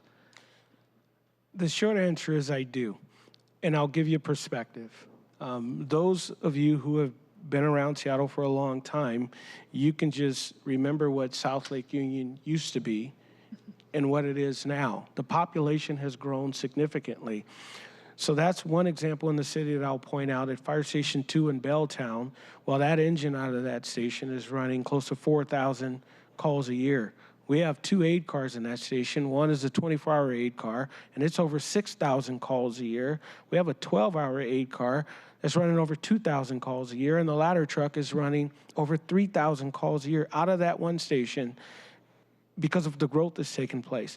There are those examples, but that area of the downtown has grown so significantly, we have to have those conversations. That's why I think the next time when the city's updating the comprehensive plan, I believe public safety should truly be included. The police, fire department, care team, Office of Emergency Management, and really talk about what the growth is doing and the impacts that it's having on public safety in the city. So the short answer is yes. Thank you. Thank you for that recommendation. Councilmember Saka, Vice Chair. Thank you, Mr. Chair, and thank you, Chief Scoggins. Really appreciate this presentation, this overview, and it was a pleasure connecting with you during that intro meeting a few weeks ago as well. I first off want to echo the sentiment shared now by a few of my colleagues in expressing my gratitude, thanks, and appreciation for you and the brave men and women who wear the uniform of our Seattle Fire Department and who show up every day and do the work and help keep us safe and protected in a variety of means. And really do recognize and appreciate your invaluable contributions to our community. And just for clarity, I happen to say that now because you were sort of the capstone of, we had the 3 chiefs here, but that same sentiment, from my perspective, is shared, for our police officers and our new third response, co-response model, the care department. And so the care department, the folks that wear, the civilians that wear polo shirts and responding. And, I appreciate the work that you all do every day. Also want to harp upon a message I heard a sentiment I heard a moment ago from my colleague, Councilmember Moore, on the sense, in that context, it was applied to policing, but I can see how this, and having had conversations with firefighters, I think this is a shared one, at least at a high level. The notion that we need to allow police to police. And I couldn't agree more. I'm here to empower all of our first responders, policing, firefighters, care department workers, et cetera, to effectively carry out their public safety mandate. And rather than sort of meddle and micromanage, I view my responsibility on this board as an oversight responsibility and making sure everyone has the tools and resources they need to be successful. And again, not the same as making sure we don't have swift accountability and high standards. But so thank you all again for all you do. And so I have two questions. One is a quick, if you can help clarify. At one of the earlier slides, you referenced that over the last 10 years, we've seen a 50% turnover of firefighters, and just would love to better understand, is that net new firefighters, or does that also contemplate like people who have maybe lateraled from another department and came over here, or is that 50% of the new force like include just people who are brand new recruits? And then the second question that I have, kind of unrelated, but this hits to the intersection between public safety and any number of other critically important issues, in this case, transportation. I think there's an opportunity to explore significantly growing and expanding our EV charging infrastructure throughout the city.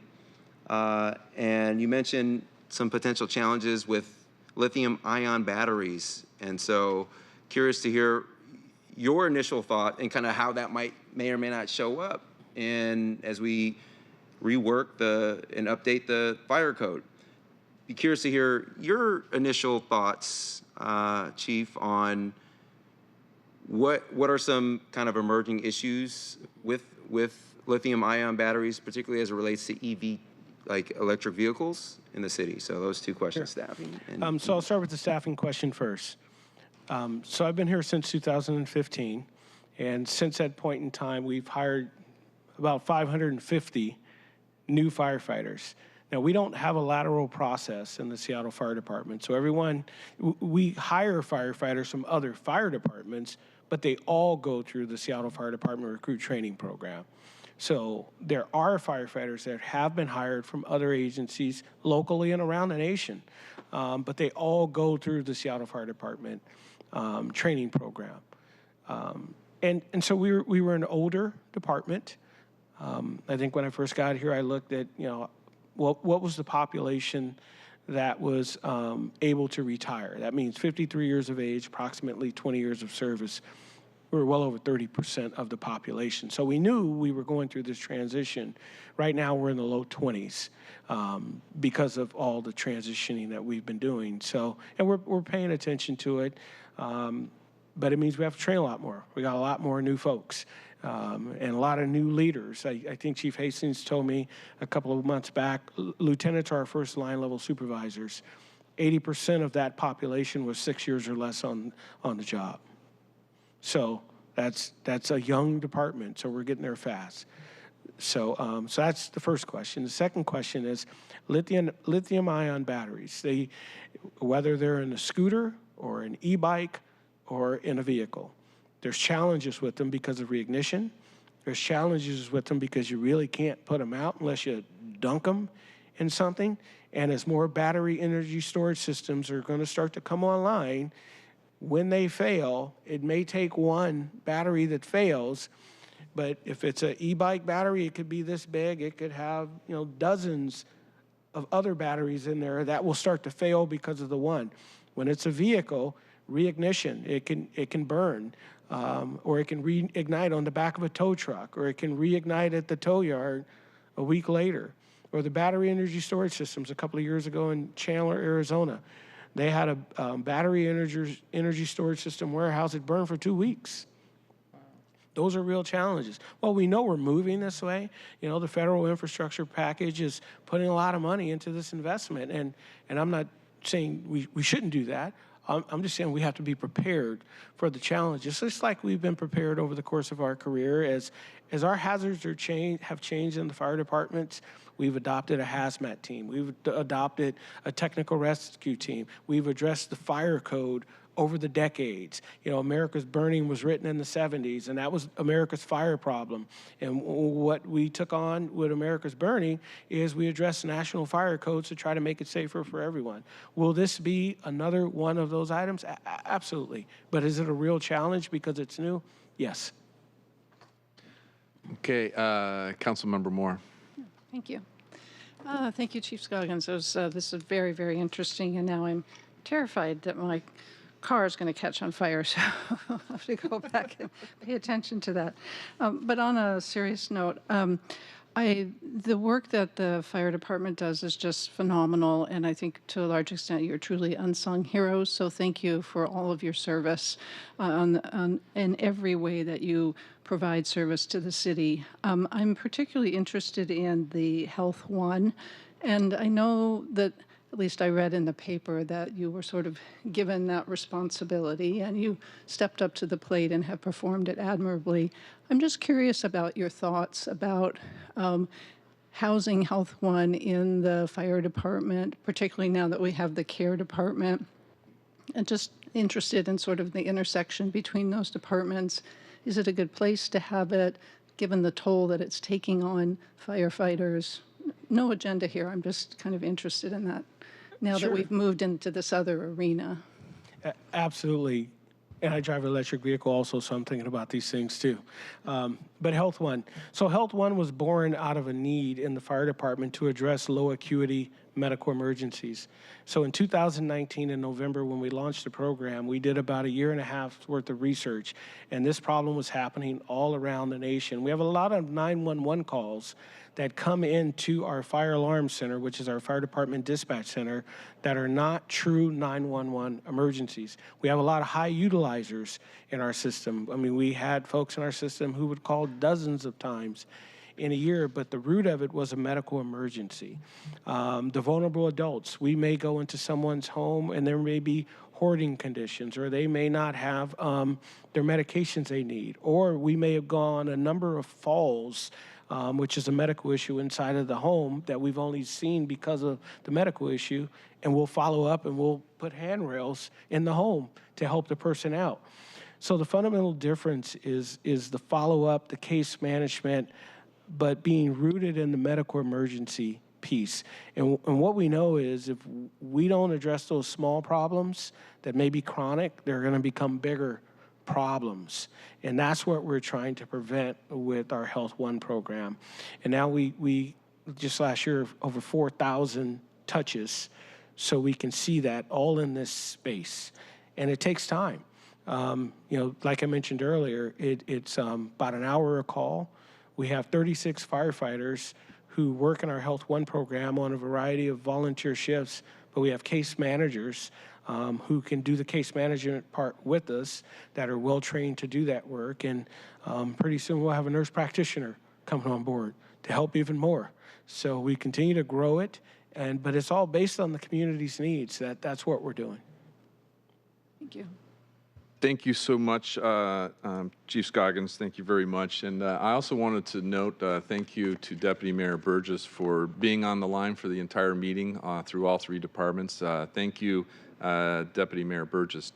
Is there anything you'd like to add just as we close? Two very quick comments. First, with regard to the fire chief's comments on derelict buildings, we will be sending to the council in the next couple of months emergency demolition legislation to improve that situation. So watch for that. And then lastly, this has been a great presentation for the last, 2.5 hours or so, because I know the mayor is very proud of all of our first responders, whether that's the 911 call taker or dispatcher, or the firefighters, the police officers, our emergency medical technicians, the care team, all of those folks. He's very grateful, and I know you are as well. And hearing your comments about where you want to head in the future and supporting our public safety teams is very gratifying. So thank you. Thank you, Deputy Mayor Burgess. Really appreciate that. We have reached the end of today's meeting agenda. Is there any further business to come before the committee before we adjourn? Looking left, looking right. Hearing no further business to come before the committee, we are adjourned.